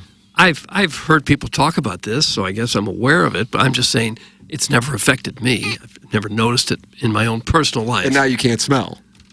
I don't smell very much, no. But even when I could, I never really know. It was never a factor. Right, but who I mean, else's urine am I smelling exactly? But you you can be aware of things that go on without necessarily having them impact you. So Yeah, I've been aware. I mean, hell, it's been the theme of like Dotem's emails for a decade. Yeah, just because of this show. I'm saying before this nonsense of the show came around, it never came up. Not one time did the discussion in my life ever come up. And I can't imagine why it should have. Iggy is gasping for air into the mic. Get this man a CPAP machine. He looks like he's ready for nap time. That's from the Chicago Ginger. No, I yawned. That's okay. You're not gasping for air. You're fine with oxygen. You don't need gills or anything. No, I was just yawning. Yeah. Okay. Is the show boring to you? No, I was just a little tired. What are you tired from? I don't know. You sleep well last night? I thought so. All right. I never know. Well, you're the only one that would know. Yeah, but I don't know how much REM sleep I get. Oh, you want to know how much sleep I You get. got it, Doug. Doug, you were about to ask how much I Yeah.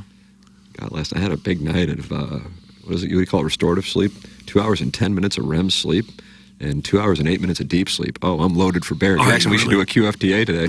You'd be here for I'm down. 12 hours. Nah, oh, you know, we do. We have an interview with a listener. It was wonderful. So after I did TMA, Balloon Party, the Brianna Coppage, and Megan Gaither interview, then Jackson and I did an interview with a listener who, to his credit, wanted to use his name, tip of the cap. We'll put this up on the Tim McKernan Show podcast feed tomorrow. And he kind of was, I guess, critical, Jackson. You're the only person on the show aware of what it was.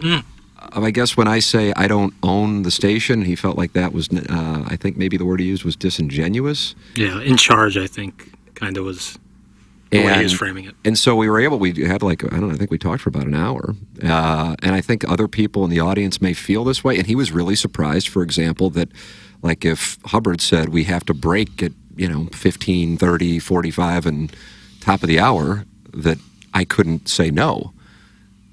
And it just, everybody on the show knows that that's the case, but I'm like, oh, that really surprises you. Like if they came in and said you have to abide by a clock, I would absolutely have to do that.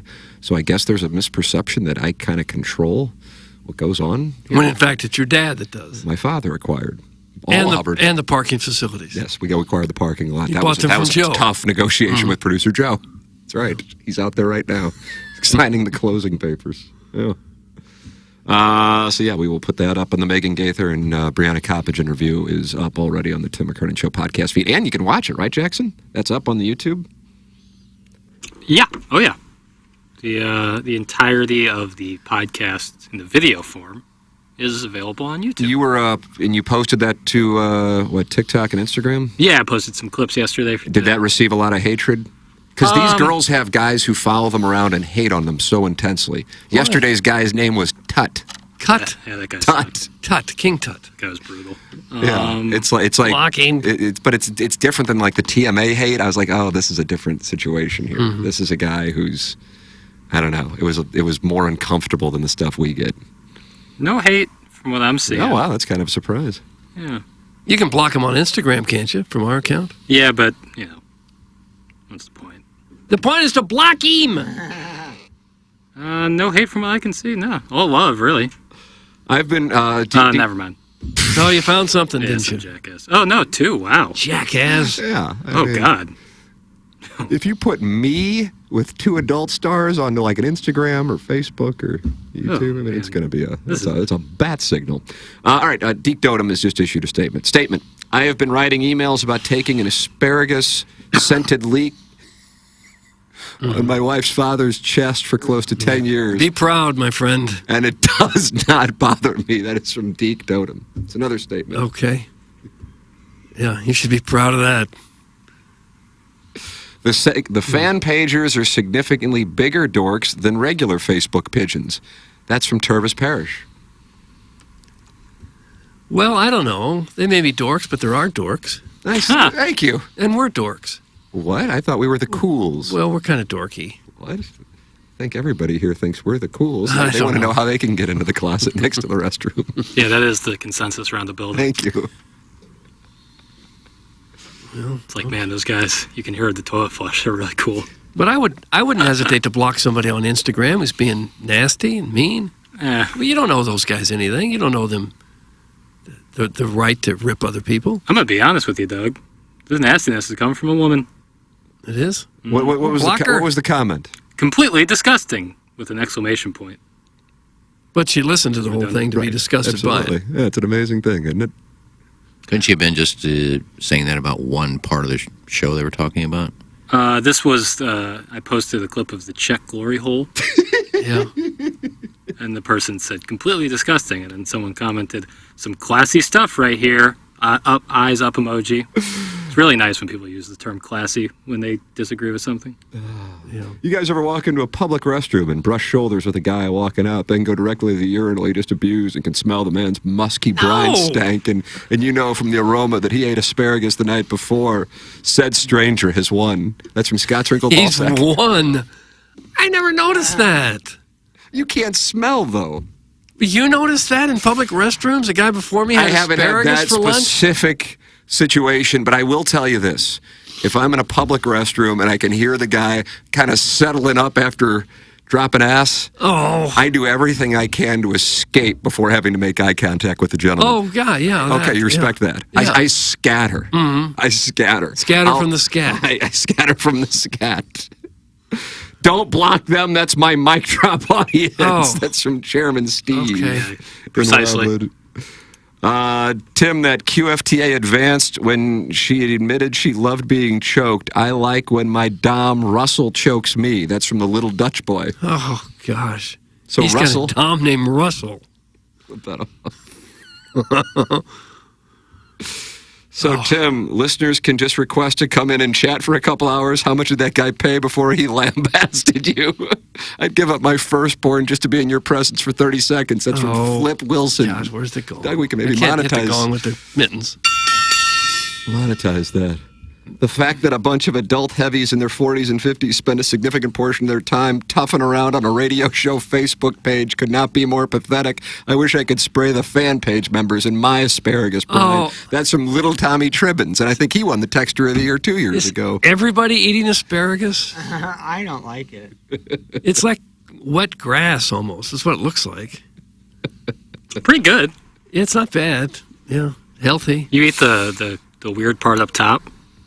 What weird part? Well, like there's the stalk. Shrubs. And then, there's Stalk like the and shrubs shrubs. up top. That's the only part to eat. Oh, I like the stalk. Oh, that's too tough. Well, near the bottom it is, but right in the middle. Yeah, I like both, I guess.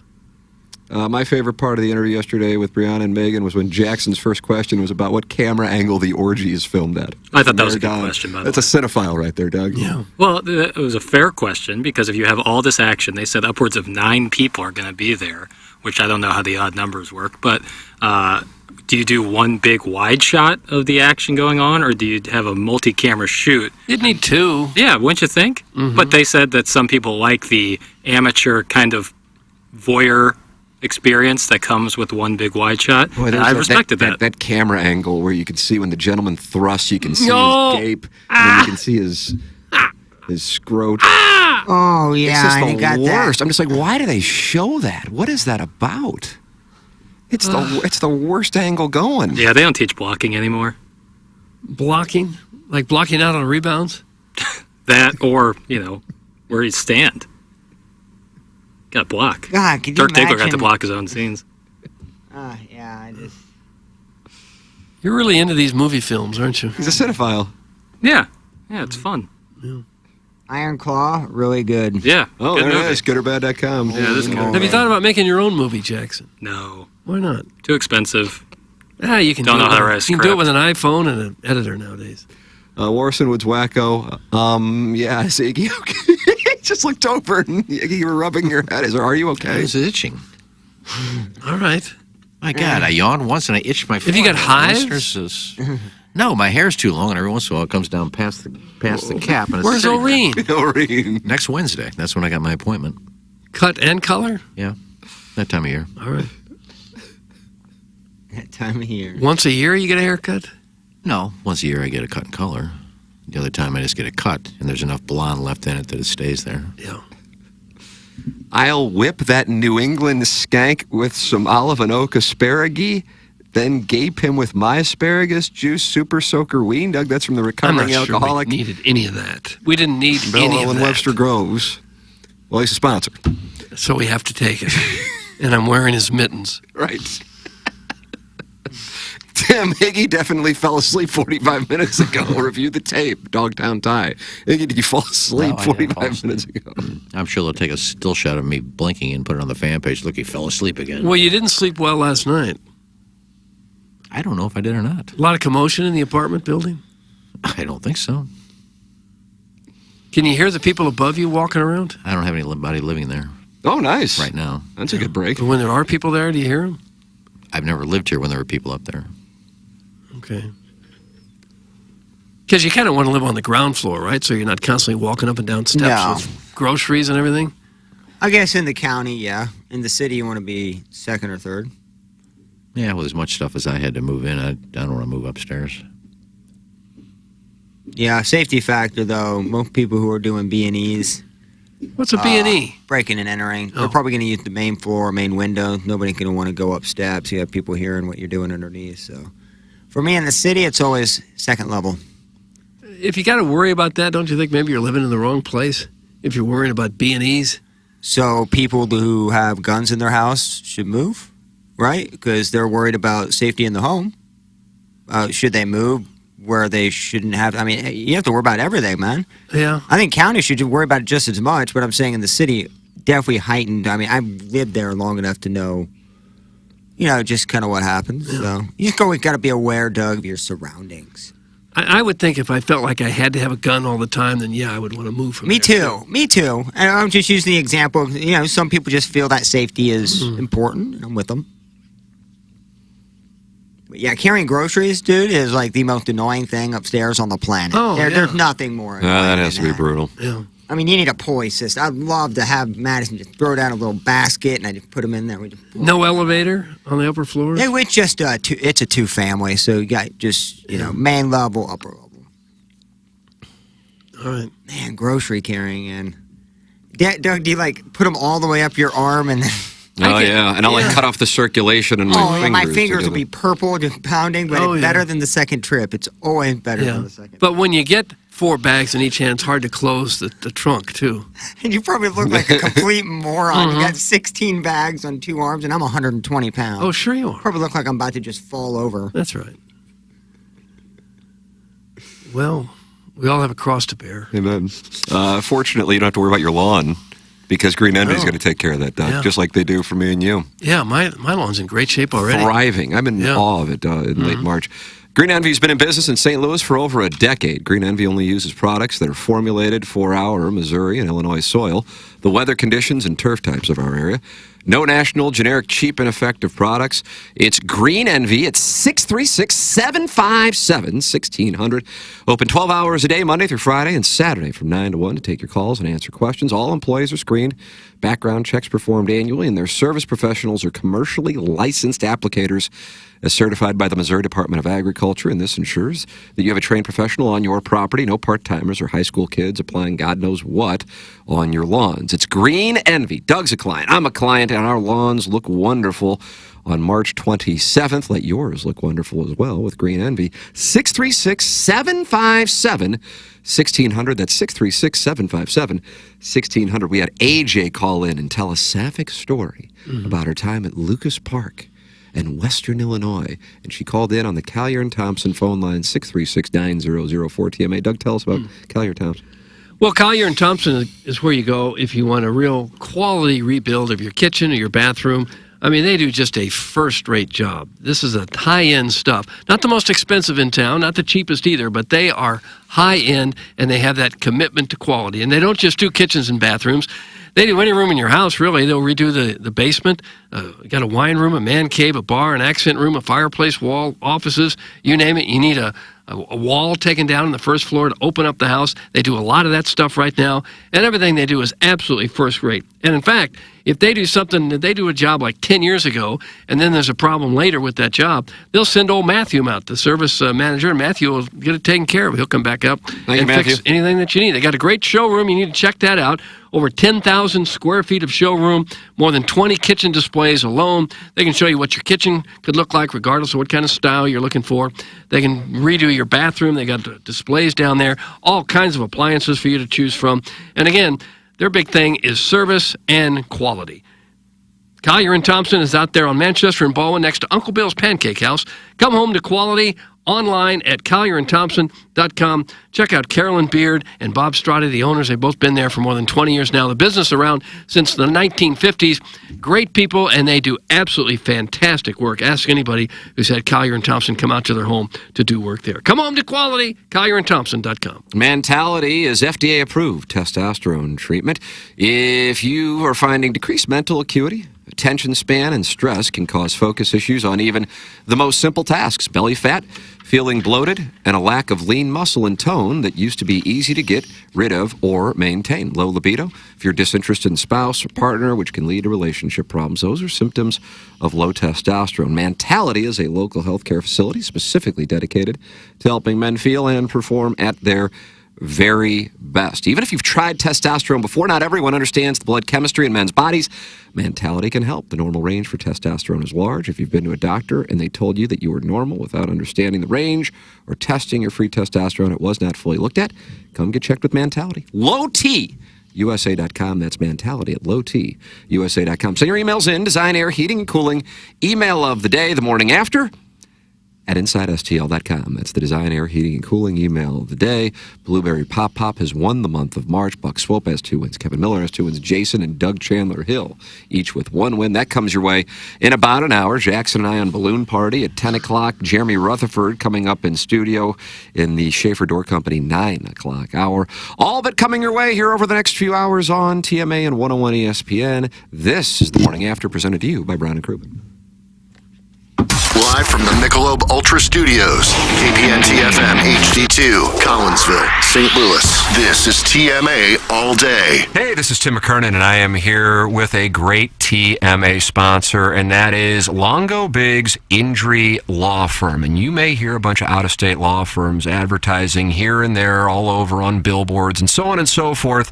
But the thing is, oftentimes their goal is to just settle and move on, and that's not what you guys do.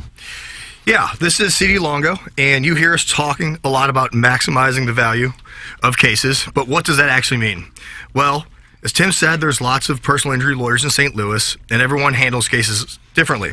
We focus on getting the highest dollar amount for your injuries, not just getting a resolution quickly. We're constantly tracking all the settlements and verdicts in the area. This helps us advise our clients on whether a settlement offer is too low.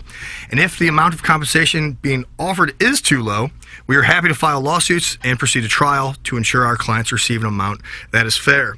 Visit our website or Google us at Longo Biggs Injury Law. The choice of a lawyer is an important decision and should not be based solely upon advertisements. Temperatures are finally warming up here in St. Louis, and while that means more fun in the sun, it could also spell disaster for your lawn. Rain equals spring weeds, and now is the best time to get ahead of it. Green Envy has been here in St. Louis for more than a decade, servicing and treating lawns just like they would their very own. Crabgrass can lay dormant for years until the conditions are right, and the massive amounts of moisture we've had is sure to wake up even the oldest crabgrass seeds. Green Envy only uses products that have been formulated for Missouri soil, weather conditions, and turf types, not national generic products that are insufficient and ineffective. Let the experts at Green Envy help you choose the best treatment program for your lawn this season. Phone lines are open 12 hours a day, Monday through Friday, and Saturday 9 to 1 to take your calls and answer questions. Call Green Envy today at 636-757-1600 or visit greenenvylawns.com and make your lawn the envy of the neighborhood.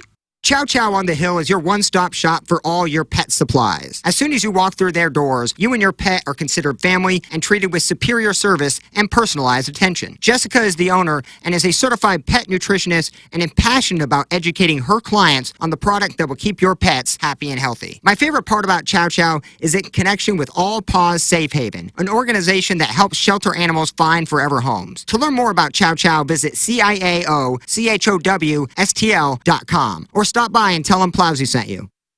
John, I'm so tired of this kitchen. We haven't updated anything since we moved in. The stove looks like it's from the 90s, and the rest of it... Are you even listening to me? Did you say something, honey? Yeah, no, kitchen's fine. We have cabinets. There's food in the cabinets. We're good. Oh my God. Guys, if this sounds a little familiar, trust me, your wife is probably right. It's time for a remodel. Collier & Thompson is the company to trust. Not just for kitchens and bathrooms, but for any interior remodeling job. Need a new man cave? Collier & Thompson. Office? Collier & Thompson. Bar? You got it. Collier & Thompson. They even do wine rooms and fireplace walls. Collier & Thompson is your go-to source for every design consideration. They carry the best cabinets, appliances, and countertops in the business. And better yet, it's all under one roof. No need to drive around to 5 to 10 different businesses for one job. At Collier & Thompson, they do it all. Their showroom is on Manchester Road in Baldwin, right next to Uncle Bill's Pancake House. Let Collier & Thompson bring your dream remodel to reality and come home to quality. Online at collierandthompson.com. TMA listeners have a lot to think through financially. Saving for retirement and college while also paying bills and enjoying life along the way. Call Mark Hanna. Mark works with you to design a strategy to do your finances right. It's a straightforward approach that starts with a 15-minute phone call to discuss your needs. Visit evergreenstl.com or give Mark a call at 314-889-0503 today. Mark Hanna offers securities through Equitable Advisors, LLC, member FINRA, SIPC, a broker-dealer. Equitable Advisors, LLC, an SEC-registered investment advisor. Evergreen Wealth Strategies is not a registered investment advisor and is not owned or operated by Equitable Advisors or Equitable Network. Bet like the pros with the world's largest sports book right at your fingertips. Circus Sports is now available in Illinois. Hi, I'm Derek Stevens. I've been a lifelong sports bettor, and I'm the owner of Circus Sports. We're excited that the Circus Sports app is now ready for action. Experience big app bets with high betting limits, tight money line splits, and more. Now you can download, fund, and bet like a pro from anywhere in Illinois. Download your new bookie today at circusports.com. If you or someone you know may have a problem with gambling, call 1-800-GAMBLER or text ILGAMB to 833-234. Biggie's Restaurant and Bar has been a staple of the community for over 30 years and is serving your favorites like the steak sandwich, waffle fries, and so much more. It's not just the food that's rocking. With a full bar and patio, Biggie's is the perfect spot for lunch, dinner, and a little laughter. Biggie's original hours are back. Open 11 a.m. till midnight, Wednesday, Thursday, and Sunday. And 11 a.m. till 1 a.m. on Friday and Saturday. Check out the full menu at biggiesrestaurant.com and stop in today.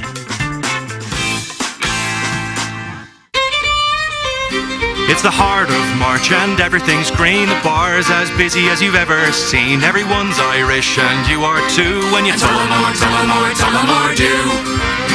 When the dry cleaners lost your only green shirt and getting pinched by your friends is starting to hurt. At this point there's nothing else you can do except Tullamore do. It's St. Patrick's Day, so what do? You Tullamore do. Hey! Tullamore Dew Irish Whiskey, imported by William Grant & Sons, Inc.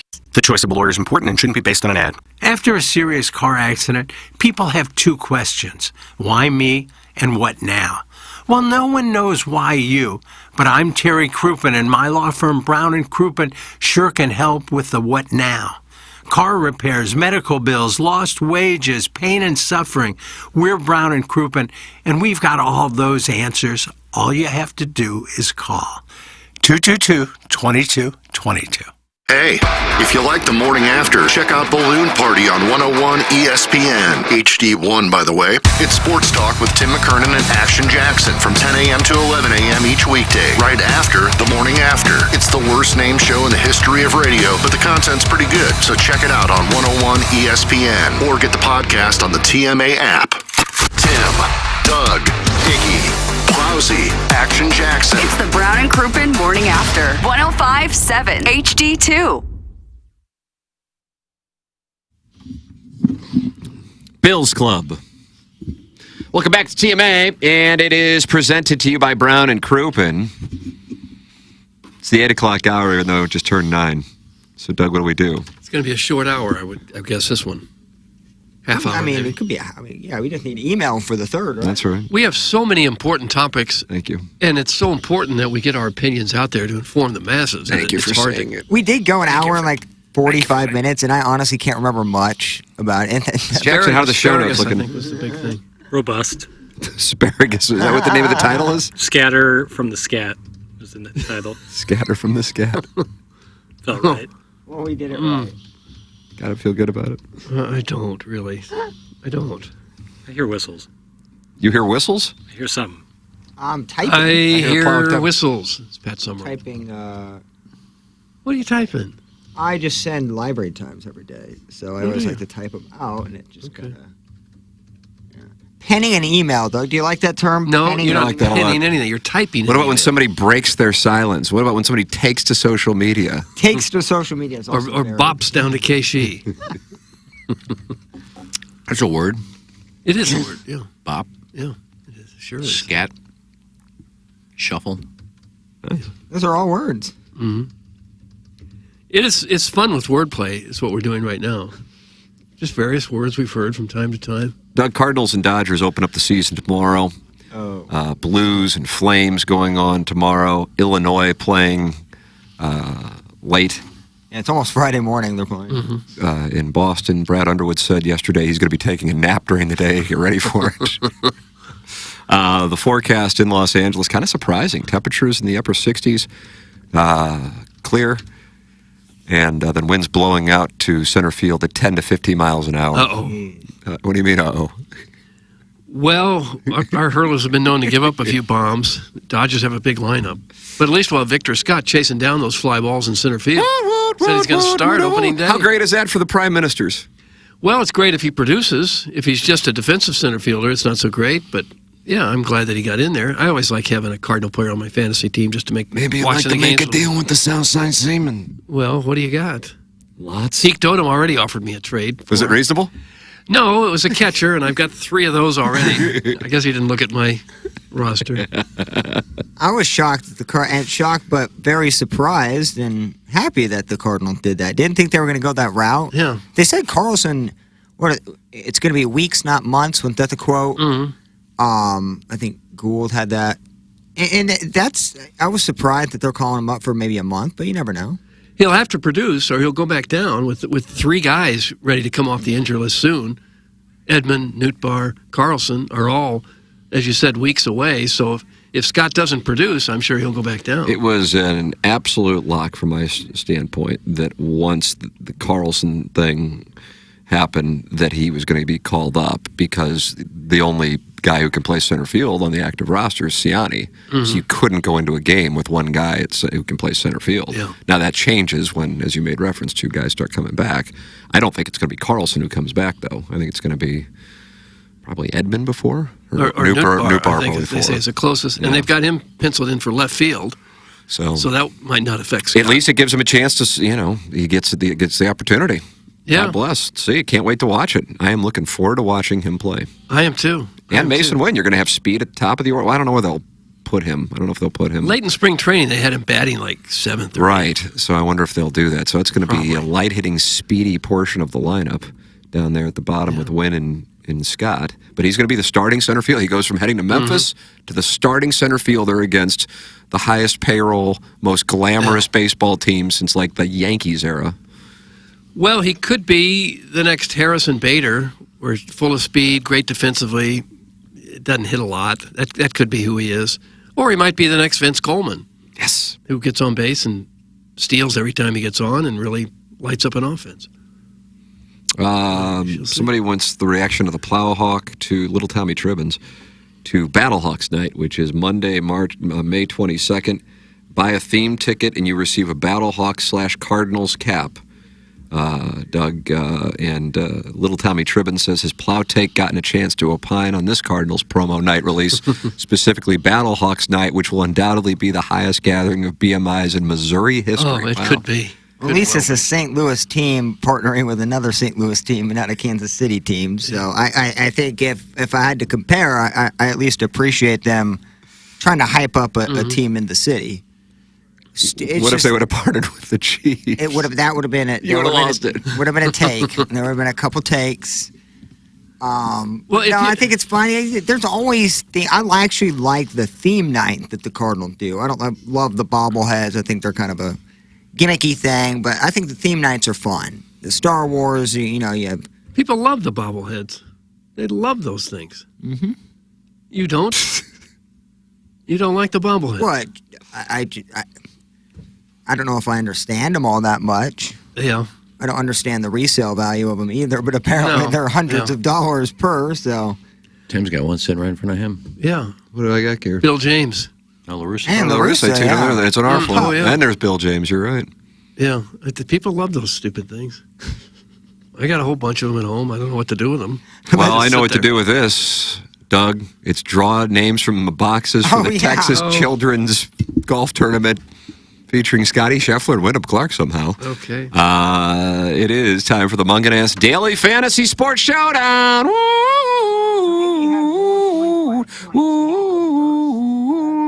Okay. Yeah, Doug, it's so top heavy this week that I had to get a 5,300 in my lineup. Okay, who'd you pick? Adam Long. Yes! Okay. Sponsors exemption, A. Long. Doug, he's going to ship it. He's plus 40,000. Throw 100 on it. Okay, I'll just pick a name out here at random. Billy Horschel. Billy Horschel. Do you feel like he's trending? Did he T12 this past week at the Valspar? Any idea what he did? I Playing just pulled his name. better lately. If I can get this guy 7,000, I'll do it every time because he hasn't missed a cut. I don't know how long. Hubbard. Homeless Hubs is his name on Twitter. Okay, he's homeless? I don't know. It's his Twitter handle. He must not be winning much for a professional golfer to be homeless. He's making cuts. Okay. Hold on a second, Doug. Hey, morons. On March 12th, 2024, segment 2, at the 39-minute and 45-second mark, you all discussed asparagus making pea smell, and more than one of you sounded surprised. Okay. Okay. Well, we'll put the end of that. We'll just go ahead and say you're right. So I did it. I had no idea. I had no idea it smelled like that. I'm the one. Can we get off the topic, please? The fact that you have the minute marker and things, like, I don't know if that's a diss on us, but certainly backfired. I just admitted it was me. I have no clue it smelled. I apologize. Let's move on. Okay. I just picked Jason Day. That's a pretty nice pick. Okay, that's who I picked. What do you think about his baggy pants? I don't think about his baggy pants or asparagus. A guy that screwed me last week, Doug, and I don't think he'll screw me twice in a row. Aaron Rye. Two gloves. Rye. Spell Rye again for me. R-A-I. R-A-I. I don't like that. I don't like the spelling on that. Would you like to spell it R-Y-E? I just don't. R-I. Yeah, R-I would be fine. Doug Jim. Do you pronounce it Jim or Gim? Gim. I don't know. Gim, as in no such thing as a Gim me for him. Doug Gim. Okay. 8,900. Steven Yeager, ball striker. Yeah, they're all ball strikers. We've been through this. Steven Yeager. Who did I get? I got K.H. Lee. Oh, you got him. Shot sculptor. Was he a right to left ball flight guy, but he can play it left to right if he needs to? I'm sure all of them could do it either way if they needed to. I usually don't play the defending champion, but then it really doesn't count because they didn't play last year. So he's defending his champion from 2022, I believe. Tony Finau. Tony? Well, he is the defending champion. He was on a heater when he won this tournament last year. Cooled off since then. Okay, I've got one. I just picked it. I feel like I got two in my hand. Okay, there's one. Scotty Scheffler. Oh, Bill. He's 13,000 this week. That's a problem. I don't know if I've ever seen anybody 13,000, but the way, Doug, you always talk about his shot dispersion. Yeah, the shot dispersion is what's got me. You're going to have to can somebody. 13 grand is not going to I would hold on to Scheffler at all costs. Yeah, I'll cam. How about K.H. Lee? Nope, still not going to. Well, can You're going to need to get rid of a day. J-Day at 9,500. Yeah, the baggy pants. That's the thing. The baggy pants are really starting to annoy me. Knew it. I'll get rid of Jason Day. All right, so if you get rid of Jason Day, keep K.H. Lee, it's still going to be tight. 6,500 is your average remaining player salary. Okay, well, let's see if I get someone. Oh, did Iggy pick? Yeah, he did. Okay. Now you got to pick again because you threw one away. Will Zalatoris. Oh, my God. This is not going to work. You're not going to have a lineup with Scheffler and then guys in the 10,000. Okay, well, I'll pick until I get somebody low. This will be. Robert McIntyre. Bob Mack. Yeah, okay. Okay. You're going to need. There's nobody in that box who's under 65, though, so it's going to be a problem. But I can just give you Grazerman. Okay, I'll take Grazerman. Who the hell is that? Guys sound terrible. I like this Grazerman. In the B flight at a member guest I played in last year. Grazerman. He withdrew in the Mexico Open with a back injury. I like him. And that was the last time he played. Okay. Oh, my God. Good for me. I would get rid of Scheffler. I bet he's plus 100,000. Is he the lowest on the list? That's the best you can do given the situation. So you have Doug Gim? Yeah. Grazerman.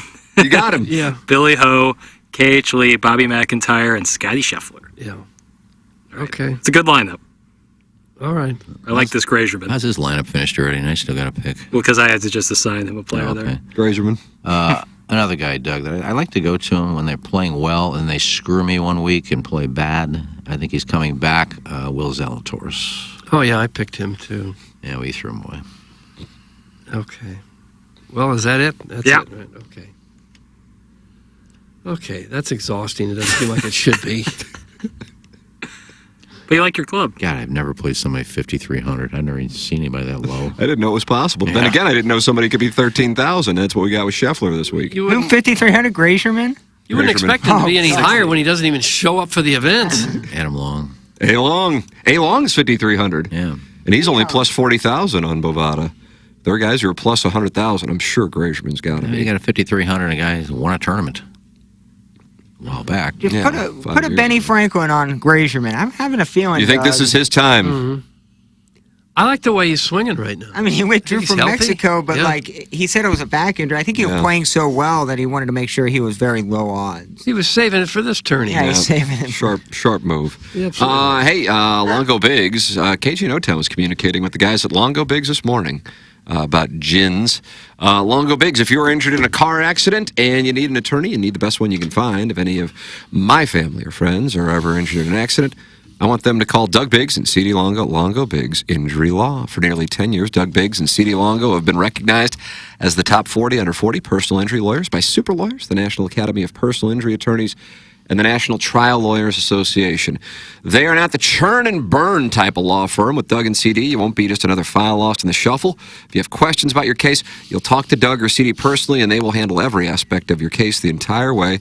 They'll get to know you, and you will get to know them. Doug and CD are local, friendly, professional, and most importantly, excellent personal injury lawyers. They're online at longobiggs.com, LONGOBIGGS.com. Remember, the choice of an attorney is an important decision and should not be based solely on advertisements. James Carlton of the Carlton State Farm Insurance Agency is my insurance agent. He's the Plowhawk insurance agent. Iggy made the switch to him a couple weeks ago. He's online at carltoninsurance.net. When we talk tournament, James Carlton's a sponsored Tournament Talk. Your one shining moment is going to carltoninsurance.net today to see how much you can save on car. What are you unpacking now over there? Doing nothing. What are you touching? You've got something that you're crinkling. I picked up a piece of... It's ASMR. I can hear that crinkling so much. Yeah. God. The mic must be sensitive.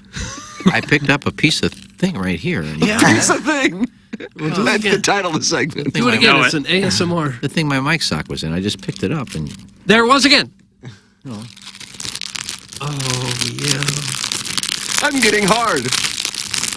That's a good ASMR, actually. Mm-hmm. Your one shining moment is going to carltoninsurance.net today to see how much you can save on car, home, and life insurance. carltoninsurance.net. That's James Carlton. If your insurance costs a leg and an arm, call James Carlton, State Farm. I'm a client, and I can't say enough good things about James and his staff in Webster Groves. That's James Carlton of the Carlton State Farm Insurance Agency. Send your emails in for our Design Air Heating and Cooling email today. Jackson, you tell me what to do. Do I break now and then we bring in JR and Mark Hanna? I say we do it now. Do it now. Yeah. All right. Yep, We'll do it live. We'll do it live. I'll bring them right in. All right. Jeremy Rutherford's going to join us to talk about Short of Sharon here. Blues hockey and VGK on Monday, Calgary tomorrow. And Working on the chair. Oh, there he is right now. Mark He's Hanna. kind of the liaison. Hello, Hansy. Lock his ass out! I got it off! Did that with the door open so everybody at Hubbard could hear it. And there's JR. Morning, JR. Morning. Skate boy skate, eh? Boy skating? You don't have to try to be quiet. The guy usually sits there and just makes however much noise he wants to make. Oh, sorry. Oh, here comes another chair. Look at that. Oh, now you have to sit on the floor. Darren basically is sitting on the floor right now. I'll sit down. Did you guys hear Mark go to the bathroom? Oh, no, we didn't. You had a nice brine stream? Oh. I had a little boy Brian situation. Oh, brought to you by Schaefer. Okay, get past it. Schaefer Door Company. That is sponsored now. You missed that sponsorship opportunity. Was that presented to you that you could be the sponsor of somebody pissing next door? I'm going to have a conversation with the sales staff. Yeah, you can't be happy about that. JR, here you can have the... Oh, no, I'm this fine one here, has yeah. phone books on it, too, for me, because otherwise you wouldn't be able to see I'm not me above Darren the Pang. I'm console. fine here. Oh, Panger takes Gosh. a shot. JR, we're taking two-part questions for you, 314-881-TMA5, and I want to see what you think. I mean, Monday night, what do you think? Well, I think that you couldn't question their effort, right? Yeah, and I think that you get into that game, and now I guess it does seem a little low over here. Huh? Yeah. When Go ahead and sit in the other chair. when I'm looking up at Tim, this seems really low. It's out of line. Don't let him do that. Don't let him do it. Who's next? Yeah. No one's safe. The one thing you didn't want to do in that game is afterwards question the effort and say, where were these guys? And, first two periods weren't great, but I think, when you got a guy in the box and a guy hurt and you can't get into a flow there. And Vegas is a good team, even though they've got a few guys out. So anyway, I think the effort was there, especially third period. I think they probably got the result that we've seen a lot of times this season, and they're in the spot that we thought they'd probably be in. Yeah, I agree with that. I mean, if they were to wind up with about 92 points, I would be like, that was probably a pretty good year, for where your expectations were at the beginning. It's now you look back and you go, God, now that they're 6 points back with Vegas losing, boy, they have to feel like they left one out there last night. They had a big lead going into the third against Nashville, and they wind up picking up a point, but losing to the Predators in overtime. And you go, God, those losses to take your pick of the Columbuses and Chicagos and go, God, if they could just have gotten one of those, you feel better about still being alive, even though it still would be tough. Yeah, and Mark, you probably thought the same thing in real time when they lost to Chicago and Columbus and San Jose. It's like, well, I can picture the last week of the season, down 5 or 6 points, and you're really going to be missing those. And I know that certain franchises try to spin those losses as serving them better later in the season. The Cardinals took a shot. But Darren Pang, me and the Cardinals. Nobody's safe. Isn't that what separates the good teams from the bad? Right there. It is those games that are otherwise meaningless that they try to find. You're going to give away some of those. But if you give away 4 of those over the course of the season, that makes all the difference between a playoff team and not. And that is what I keep on thinking about, that's the lesson that some of the future leaders on the team need to go through. I want to see them make the playoffs too. But this is an opportunity, number one, as a fan, that it's entertaining. Number two, if some of the younger leaders can realize what this means, maybe this is a wake-up call for them for the future. Again, optimistic, but at least this time of year gets to be entertaining. Yeah, and Tim, that's actually, Mark hits on a point that I talked to 3X Blues for a piece this past week. I read that. I enjoyed that. Yeah, Bear Cam and Backus. David Backus and Cam. Yeah, and talked to them just about, what's more important, making the playoffs or the draft pick. And the point that they made that Mark says too is that, in terms of, you want to make the playoffs for sure. They voted that above the higher draft pick. But the one thing that they kept pointing out was, hey, listen, these meaningful games down the stretch are important, but also realizing the importance of those games earlier in the regular season that you let go, how important they are so you're not scratching and clawing down the stretch. Did the credibility of Balloon Party take a hit yesterday when Jackson sincerely, and I thought it was a beautiful thing, asked, because I was pointing out the 11-7 decision that Bannister made, Doug, for the Vegas game, and Jackson asked, did they normally go with a 10-8? I heard it. You heard it? Yeah, and as you can imagine, they were not happy in the text inbox. Well, it's a good thing that you're starting with no credibility with that show, because it can't necessarily take it. Yeah, the show took Knock it off! I thought that was a fair question. I didn't know what the situation was. No, so I don't think it took I did a hit. spit take myself. Did you really when you heard it? King of Gatorade. Jackson, why don't you go like 6-14, Jackson? Oh, that would have been great. I mean, it seems like you can just even. throw whatever out there. But everyone shoots and plays. Can we go positionless? Everyone shoots and plays. Like This Nick guy Leddy does know the sport. Like Nick Leddy had a breakaway, and he was kind of dipsy doodling. I know he's a defenseman, but put him up there with a forward, confuse the other team. Actually, that might be the smartest thing that Jackson's ever said about hockey, because there have been some quote unquote experts talk about positionless hockey. How about that, Jackson? There's a win for you. I'm saying the designations for defensemen and forwards doesn't seem to be all that different. It's blurred a little bit at times. Yeah, so why don't we just Mark's run not 20? happy with his boy. 18. Well, the best 18, and you play whatever. Mix it up. You want Kyrou to spend some time on the defense? Well, that would be wonderful. I'd love to see that. Two-parter for JR. What's the offseason look like? A rebuild or some tweaks? And part two for JR and Mark, if your coworkers constantly brought up how you talk too much and are never on time, would you change your behavior, or in a fit of Hoosier rage just double down and continue living life as if Lee May were a toddler? Doug, what does that mean? I don't know that last part. That's from Arbor Day, who won Texture of the Year last year.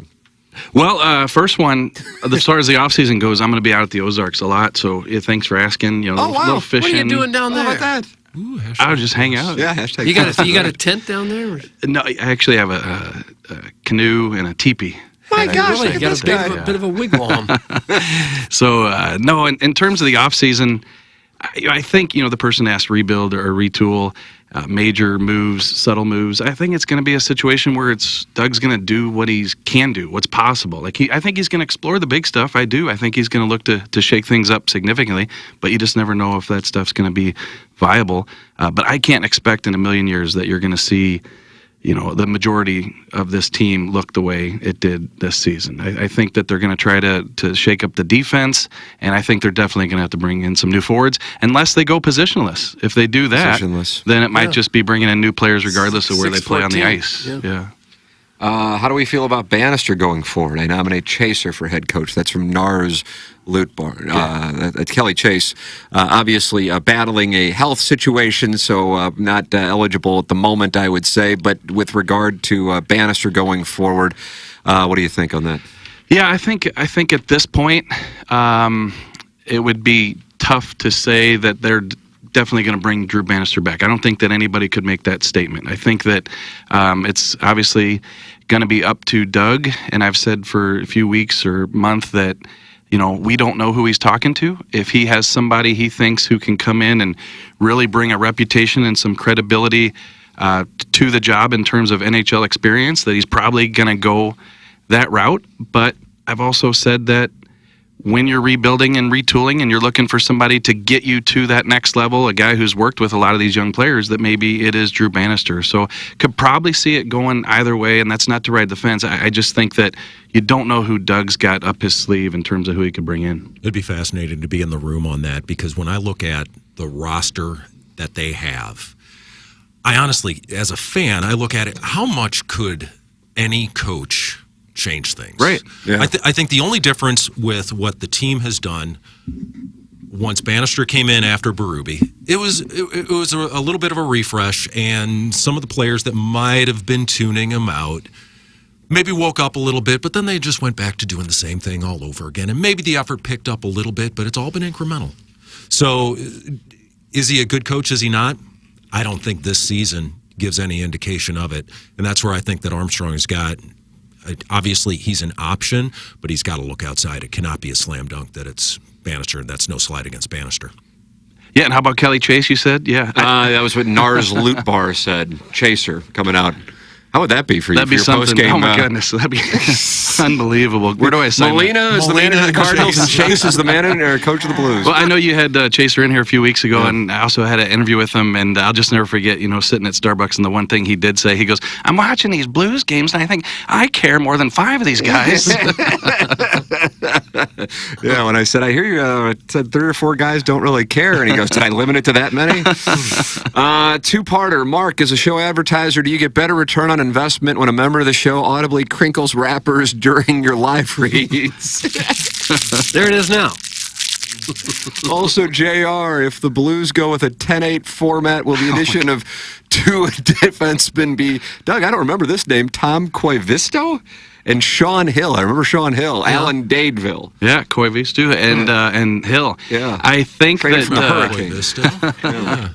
Those guys are not options next year. I think Doug checked with the agents. Like, I know that he always explores those options, and those guys are going to stay retired, so going to look a different direction. You don't want players that have reached the age where they want to go home after the second period, especially on the West Coast games where they just disappear. They're not on the bench. You don't want that, or in a coach. We've seen a little bit of that this year. Yeah. Oh, God. Oh, Bill.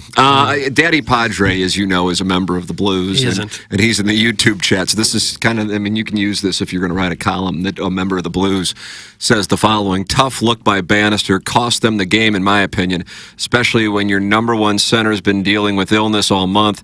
Krug actually had a great game, but he even had to take some shifts at wing because of Bannister's decision. They are 2 top 9 forwards away. Snuggerud comes in, and you sign a guy like Stevenson, your playoff team, tweak the defense.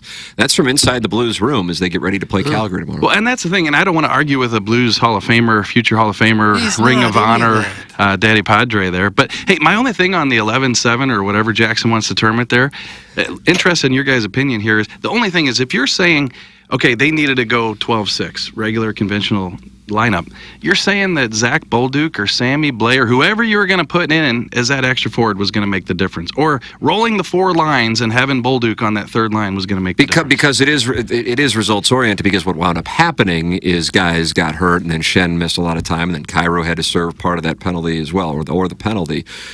My question on it is this: it's clearly the most important game of the year. The team, even in the loss to Colorado, had been playing so well.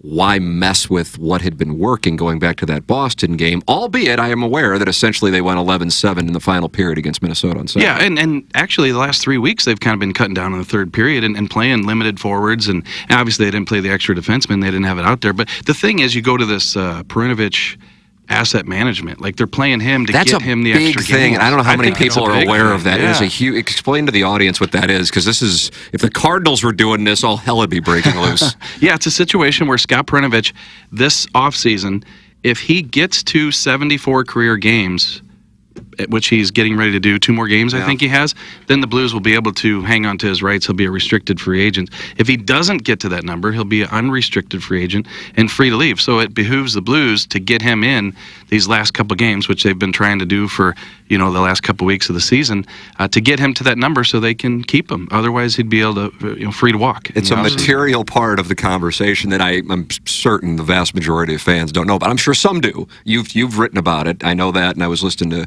Kerber and Vitale on their podcast yesterday, and they talked about it too. But honestly, up until your column yesterday, I was not aware of that. Yeah, and to your point, and I guess this is why people could get upset by the 11-7, is that they're playing Perunovich when they could just say, okay, you sit in the box, in the press box, and we're going to play Scandella tonight. We'll go 12-6. Scandella's our D, but they want Perunovich in the lineup, so they got to play the 7. Right. That's a little. Were you aware of that? Honestly, No, but they must think he's an asset worth hanging on to, or they wouldn't play this. But if you're playing a game that essentially determines your postseason fate and you're messing with it for that, I certainly understand why people would be critical of it. The thing is, I don't think many people would be aware of it. But if they still have 10 games left, they could have put him in another 2 of those last 10. That game, essentially, I mean, again, they still could reach it. But I mean, what percentage would you give them of reaching the postseason?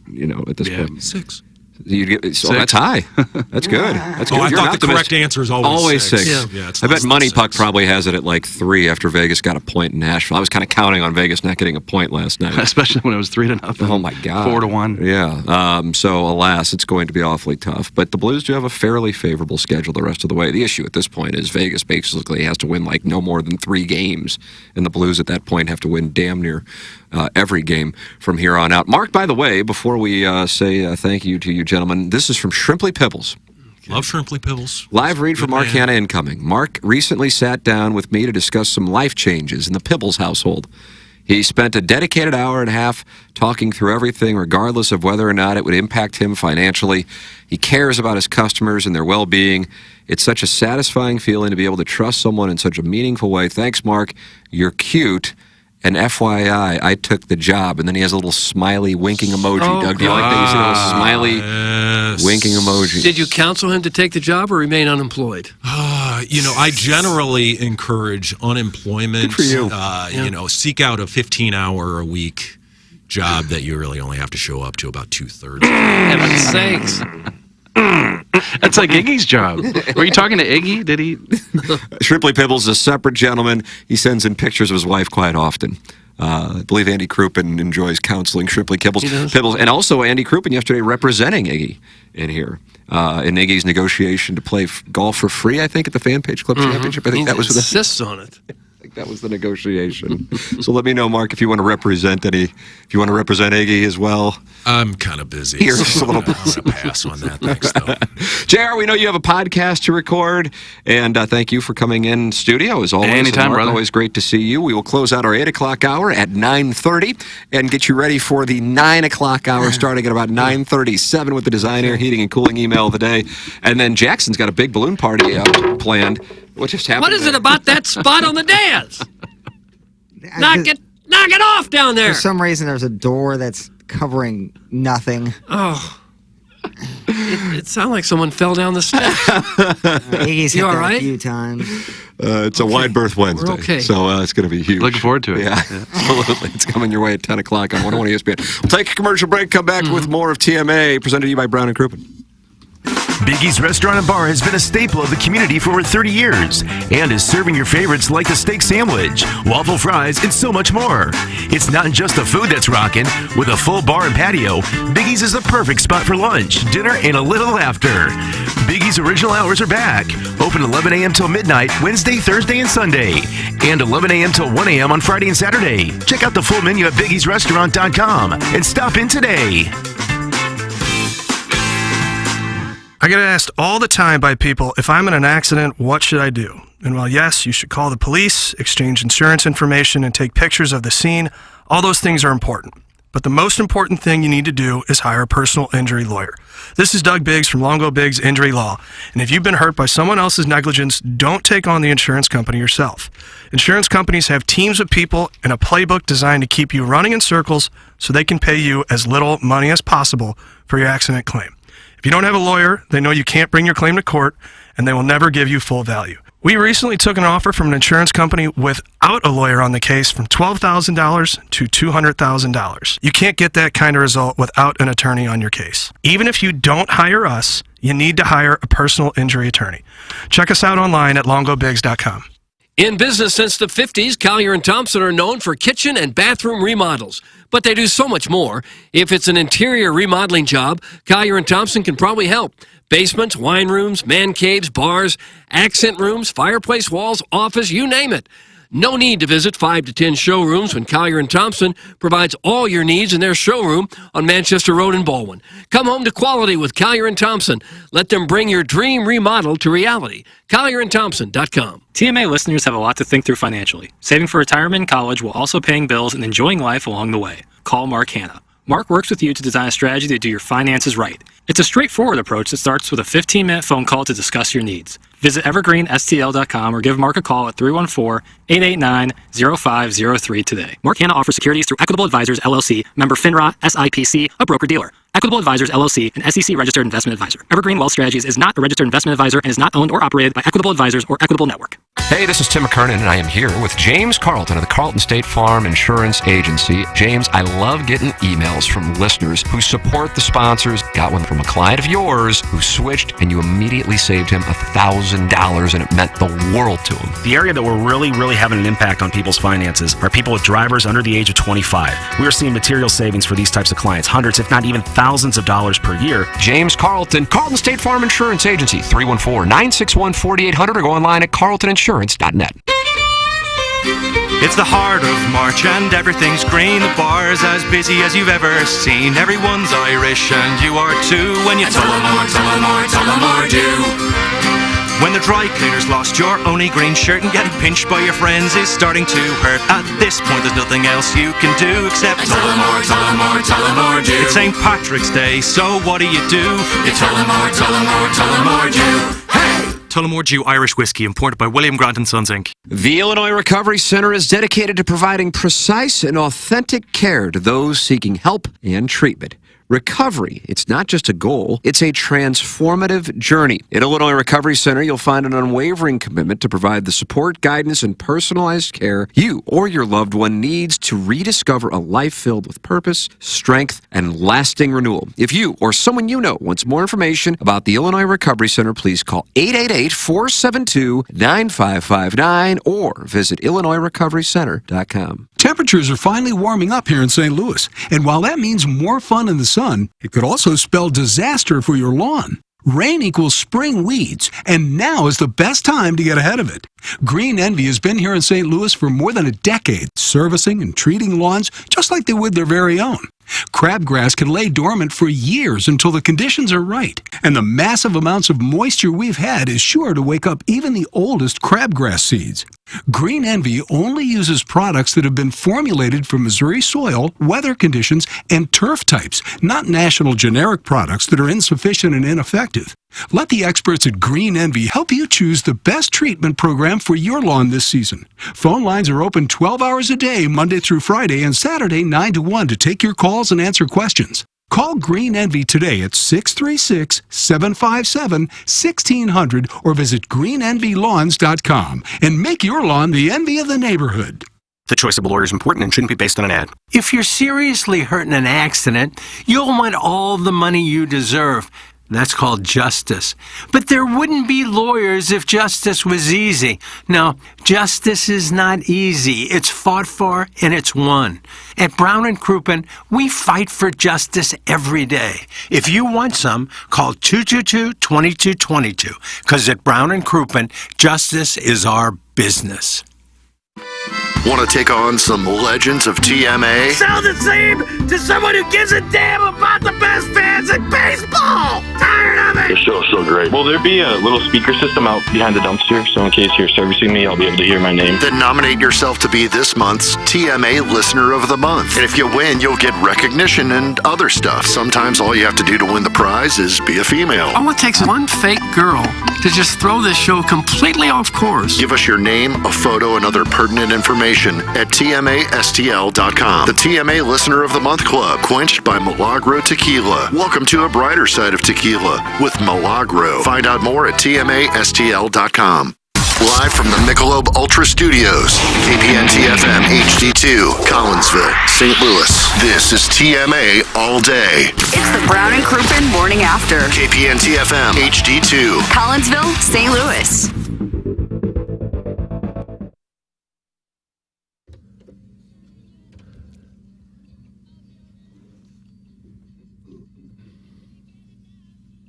Think about it.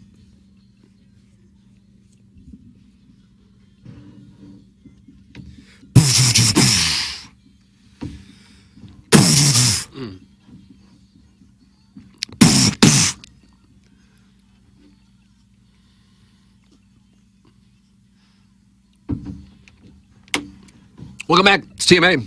It's presented to you by Brown and Crouppen. My name is Tim McKernan. On my right, Doug Vaughn. On my left, Ken Strode. Directly in front of me, Darren Atkins. And 2 doors down, in a secret elitist studio, is Jackson Burkett. Just got Ledoux written all over it. Yep. He's even done it up in blue and white. Yeah, I noticed that. It's like a chicken coop. That's what it is. Should be the name of the band, 2 Doors Down. What's that? Well, it's 3 Doors Down. Is the name of the band. Doug, a band 3 doors down. Okay. Kryptonite. Yeah. Now we got mic issues. We got mic issues. Some Blue Chew. Bang on it some more. Take some Blue Chew, Mike. I had my son out here yesterday. His first time getting a chance, Doug, to see where his father works. Is he impressed or disappointed? Well, one of the things he asked is, why is Jackson in a closet? Reasonable. Fair question. And they came in here and said, why are you in a closet? So I had a meeting, and I, just said, hey, hang out here, watch my phone. It's all you want to do anyway. So, and then I'll be out. And then John Kiowski comes knocking. I was talking with Tommy Mattern, and John comes knocking on the door. He goes, I just talked to Jameson. We had a great conversation. I go, oh, God, I'm sorry. I thought I had the door closed so people wouldn't be. Then I walk back out, and Jesse and Pat Keeley are talking to him. Oh, really? And then we leave. Head to Carl's, by the way, Plowhawk, since you brought it up yesterday. It was on my mind. My son wanted to go there, too, so we went to Carl's. And he goes, that was fun. Can I go back? I think I might want to do that. And I go, no. And I said, so, Doug, we're going to do a Scared Straight program today if you can. Right. If you're available. Bring him in, I'll start yelling at him. Hand him $10,000 in credit card debt, $25,000 salary. We'll fire him Make a it couple work. times. He didn't come in for the Coppage interview? He was not in for Brianna and Megan, but Doug, you wanted to hear about this Czech glory hole? Well, you brought it up. Yeah. Jackson, you're spelling it C-H-E-C-K. Both Doug and I thought it had something to do with the old Eastern European. At least the Czech Republic. That's what, you and I asked. Right. In the moment, we're like, is this going on in Prague? But she said no, so I would assume it was be spelled like the Czech Republic, but I just spelled it Czech in case it's not. I don't know. All right, Doug. So you don't believe glory holes in general exist? No, I've never seen one. Here's you can listen to the entire interview. You can watch the entire interview on YouTube.com/TMASTL. It's the Tim McKernan Show podcast. Brianna Coppage and Megan Gaither, the 2 OnlyFans teachers in studio. Here it is. I did over New Year's a Czech glory hole. Do you know what a Czech glory hole is? No. I mean, I would assume a location in Eastern Europe where a guy sticks his. That's what I thought too. Yeah. Well, okay, Like in so Prague. yeah. Maybe Prague. There's 2 types of glory holes. One is like for jobs essentially. And then this one is the Czech glory hole is built differently, where there's a table where the girl can lay down inside and her legs get strapped to the outside. Oh! And so I did one of those for the first time. And there was a girl. Oh, there's like a sheet, so I can't see who's coming, Okay. giving. Sure. I'm receiving. Right. And there was a girl who was just like really, really good at what she was doing. So she was wielding a strap-on. No, her mouth and her fingers. I see. But I would say. So you couldn't see her face. Did you want to be able to see her face, or you just accepted that that's the part deal? of the intrigue. Right. Yeah. Like, is that you can't see. You just figured it was a girl, or did they tell you later? Well, there was no put inside me, so, but I saw the video later. Gotcha. Yeah. So you got to eventually see what she looks like? Yeah. Was she hot? Be honest with me. Yeah. I wasn't. Picked up another read right there. Doug, that's a check glory hole if you're interested in. It sounded like one of Morley Safer's interviews on 60 Minutes. It's a lot to unpack. It's almost like a camping backpack there. But I think the most surprising was, like, she goes back and watching game tape.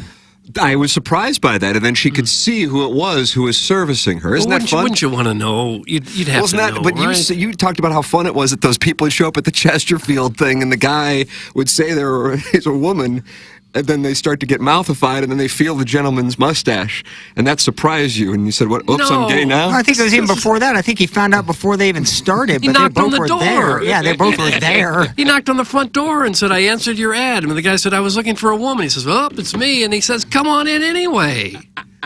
What's up with that? It is. That was weird. I think that just shows progress for society. I don't know. I've been heterosexual all my life, but this guy lured me here. Oops, I guess I'm gay now. That's where this came from. Yeah, that was from that So story. is that a check glory hole? We've already talked check glory holes on the show. All right, here's where they discuss sizes, and this was really discouraging for all of us, except Plowhawk. That's the deal on the grading thing. So do you guys? I mean, how many today are you seeing? I mean, is this going on regularly? God. I mean, sometimes they'll randomly send. You see them all the time. Is that I see right? them all the time. Yeah. I mean, they randomly send, but I started I get saying text messages. And so then what do you say? Oh, that's so, so that's not a dick rating. Yeah. That's You say that's so hot. That's so hot. It sounded so familiar. I want to Hold on a second. You weren't sincere. So that's what you just write, like you just said, like cut and paste. Oh, that's so No, hot. it's not like that. It's different for everybody. But like, But I mean, aren't you all compliment. penises aesthetically displeasing? I mean, even No, Adam's, you enjoy. some of them are some are nice. nice. Is that right? So Some of my what makes it aesthetically pleasing? Because I feel like they're I mean, there's all different hideous. things. No, like it depends on the. Right. It Wow. depends on the one, but like I don't know. So what is this? What is this I'll tell model? you. All right, here we I go. mean, Okay, one so we're about to that- find The out. vascularness, like I One for me. Vascular. I saw one like You like a lot of veins. It's all. See, I like the smoother ones, and I like the ones that, like, some people don't have the line from, like, a circumcision. You know Right. how it gets a little bit darker? Yes. Some people don't have that. And it's, like, I'm all aware. fully, like, fully one color. And I'm like, oh, that's different. Because you don't see that very often. Yeah. And it's just, like, pretty. It's, like, clean and, like, So you like Pretty. And when like you're like when they're manscaped. I'm like, Yeah, you know, I mean, what if like you can see like the above the like the gut is hanging over like a window pane, and then you got the tufts of shrubs. I assume you're not going. Oh, I'm glad I got this one, right? I mean, I like all. But I will say most men, like, they know their angles. Yeah, I feel like lighting is a big part Yeah, of it. lighting. Carry one of those I will say selfie that's the one thing, like, I like a well-trimmed man. Okay, but so not if it is completely smooth. What if it's unruly, completely right. smooth? That's a problem. I mean, I just prefer well-trimmed. Okay. So like if it's unruly, Unruly, I like I mean, it wouldn't turn me off of it, but it's not my favorite if that makes sense. Okay. No bird's nest. Yeah. Doug, they like the vascularness. They like a nice veiny ween. I've never heard of such a thing. I hadn't either. I was learning things. I learned about the Czech glory hole and how important veins are. And they're getting wealthy on their OnlyFans pages? Brianna posted, and she said people are still saying she's making it up, that she made $1.5 million and showed the screenshots of the subscription. I don't know why she's doing this, but whatever. On her Instagram. She goes, "You follow me on Instagram?" This was in the conversation yesterday, so it's on the YouTube Yeah, I saw that. podcast feed. She got a lot of money from tips, too.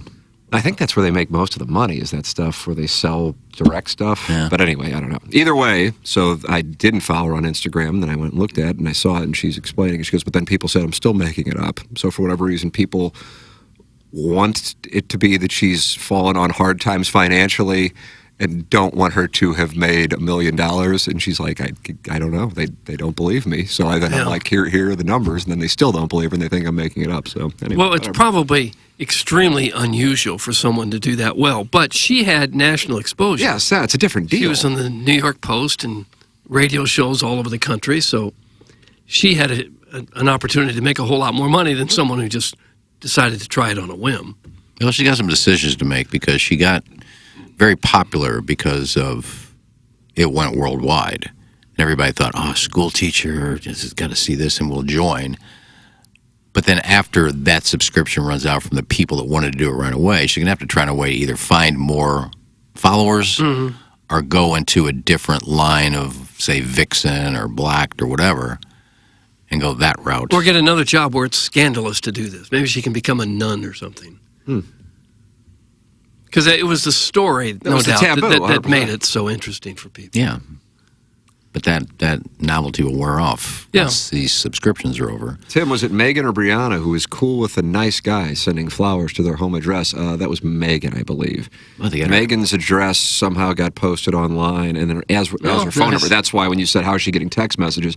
And while we were sitting there, then she looks at her phone, and she's gotten text messages. So I said, why not change your phone number? But that's what's going on for her. And she's a native of the area, and so she catches even more hate than Brianna, who I guess is not a native of the area. I guess if someone's got your phone number and they're contacting you, they might see them as potential customers. So why would you turn them away? Well, I don't think she wants strangers texting her phone and showing up at her house. Not showing up at their house, but they're strangers that also pay the money to look at their but that doesn't OnlyFans mean you get her page. phone number. No, but I'm just saying it's probably a customer. Can you imagine the stank in the Czech glory hole? Am I right, Plowsy? That's from J. Randolph Jr. fan page club champion Dogtown Ty. I don't know. I don't know if that's my expertise or not. That seems weird to me. You lay on a table. It has to and then really be out there for it to seem weird to you. Well, but you got to lay, not weird, but just, I don't know how it happens. You lay on a table and then you got to scrunch up to the hole and then the tongue's got to come out of the hole. Oh! The glory hole, and it just doesn't seem right. Oh. Just like girls think. No, it doesn't. I'll give you that. Just like girls think trimming is hard to do because of the angles. I would think that angle would be kind of hard. Why not just invite her in and just say, hey, just come on in. I don't need a hole. Just come on in. Because then they wouldn't get invited to do radio I don't interviews need a about hole. this Come on in. twisted subject. Now, Drew Swings texted me last night before I went to bed, and I answered him, and then I went to bed, and I didn't get his response. You've seen his ween, right? Yeah. Oh. They still want you to be a part of it, don't they? Well, he wants me to promote it, and the more I looked at it, I said, I can't promote this because there's so many things involved, he said. And it would be payola, too. No, I'm not involved with it. I'm not getting any money out of it. But they said, is this the same orgy that they're talking about? Yeah. Well, there's 9 people. So, Yeah. what are we promoting it for? But they're picking. Oh, Doug, our audience can go to the orgy. And you have to submit, like, 3 tests, holding the test, and you holding an ID, and this and that, and this and that, and this and that. I said, I can't do all that. What happens if somebody Why don't you shows write it out, and I'll post it on the fan page, and we can have a fan page member go to the fan orgy. page, yeah, that's fine. Because on what if somebody showed up and they got in trouble? They got, they didn't like it, or they blame me for, he promoted it, and look what happened. But I think of all of the upside. There's no upside you whatsoever. just did promote it. so much. Plowsy said it this morning. He said there's no upside whatsoever for you promoting it. You just did. No, you I just didn't told everybody that they're out there looking, and this is But what I you have to didn't do. tell people where to send it or how to do it. Big Tough says, what a creep! Wedding Tackle says, this is a new low for the show. Doug, it doesn't seem right. I feel like there's been even in this show It's today, I down feel there. like it's down there among the lows. Now, he did say at the end of the text, he said, and I'm really getting into this. I'm trying to build it up, and I'm going to a seminar at Liquid and Lace, Siegfried's Liquid and Lace, later in the... Friend of the show. Seminar. Yeah, so I guess Charisse knows them. They have seminars on starting OnlyFans pages? Something like that. Maybe Charisse will be in the orgy. I don't know. Just start emails, Tim, please. That's from Beer Cats. He is not happy with. Yeah, the whole topic was me. Iggy, maybe you could go to one of these seminars and do some interviews with people. No, I don't know any of these people. Well, I don't think you want to know you them just either, don't know people honestly. that you do stories on. The less you surround yourself with the groups. No, I'll just give it to Tim. He can put it on the fan page, and I'd like to see some of these Walry show up there. You got to get picked. Well, it's going to be filmed. I think that's the promotion. Well, that's it too. So that's a major jump, Biggs, if you want to join in. That'll be your rolling debut. Doug, wouldn't it be great to watch some of the members of our fan page have sex? Not one tiny Look, bit. there's little Tommy Tribbins on his strike bike out. riding in and straight to the bed. Just park it over there, Tommy. Come on in. Come in, Tribs. It's all so hot. Walrus King says in the YouTube chat, it is Czech like CZECH, like the former nation does. Yeah, CZECH. No, there you go. Okay. All right, ladies and gentlemen, it is time for the Design Air Heating and Cooling email of the day. Now, keep in mind, Blueberry Pop Pop's already clinched the month, but we're still seeing people compete hard to the end, and that's fun to watch. And Young, Mr. Tim, may I be your +1 for the upcoming wedding? Thanks. That's from #1 Asian intern Brian Henson. If I get enough premium subs on my premium page, I'll whisper my way through the entire weekend. Whispers, you may now kiss the Korean. Snip, snip, clip, clip, swish, swish, smooches, swoosh, bitches. Brian Hinch, have you ever heard that at a wedding? You may now kiss the Korean. I have not. I have not. I didn't know that was. Is that a cultural thing? Well, you got the I go to Czech- a lot of Irish weddings. That's what I go to. You got this Czech glory hole, and now Wow. kiss the Korean Look at wedding. us. Look at us. Yeah. Something new. I'm only going to say this once, and believe me when I say I have never been more certain of anything in my entire life. I am 100% confident that Todd Reesing is the porta potty guy. Oh my God. Think about it. I don't know. The show delivery, the sheepish peeping Tom quality, peeping Tom quality in his voice, and most importantly, you could just tell by the way he talks that he's no stranger to sneaking into stinky public outhouses to get pissed on. I don't know that you can tell that from a tone of voice. You know what I say? I say good for you, Todd. Good for you calling an HD2 radio show so you can publicly admit that you're too poor to afford a gin. There's nothing to be embarrassed about. You like to hide in pools of blue brine and let urine dribble on your head, and that's okay. Switching gears, I'm with Iggy. The most famous St. Louis celebrity is definitely a washed-up professional bowler who won his last major title in 2005. When I think of St. Louis celebrities, one name pops into my head. I think of Pete Weber, the guy who refuses to claim St. Louis as his hometown and insists on claiming St. Anne, Missouri instead. Nothing screams I'm a Hoosier from a rusty cow town quite like idolizing the fellow with the fourth most wins in PBA history who hasn't been relevant in the past 15 years. Here's a hot take. The porta potty guy's more popular than Pete and Dick Weber combined. And anyone who disagrees can taste me. Call, please. The JV golf coach now squirting. Gosh. JV golf coach. The best way to describe the way Tim looks today would be picture perfect. Everybody thinks I'm so lucky because I have an inordinately large penis, but it's both a blessing and a curse. Showing it off is a great icebreaker and conversation starter.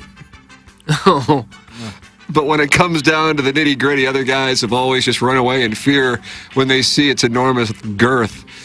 Until yesterday, that is. He had fallen off the machine, the rowing machine at the gym. Yeah, that was me. Fell right off of it. And needed help getting up.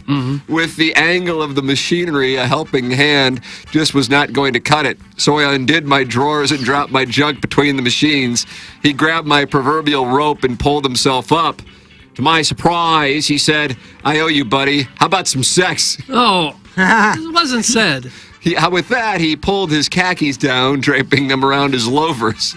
As he bent over, he said, I want it all, the whole thing. Well, he was a gamer. As I stretched him out, he took it all as he flipped and flopped like a banked catfish. Okay, that's enough.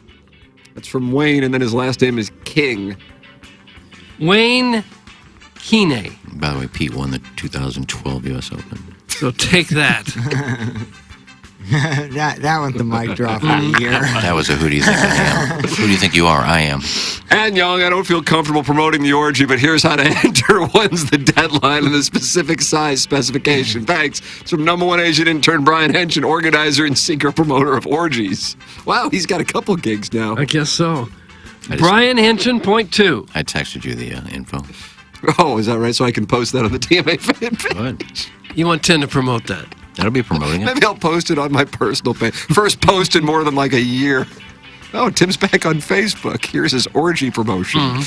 Morning, do you guys know that when you eat asparagus, your pee smells funny? Allow me to reenact my favorite scene from that Frank Sinatra documentary Iggy so eloquently described this morning. Scene begins with old Blue Eyes walking into a bar in Palm Springs. Bartender. Hey, Frank. Frank, hey, bartender. And scene.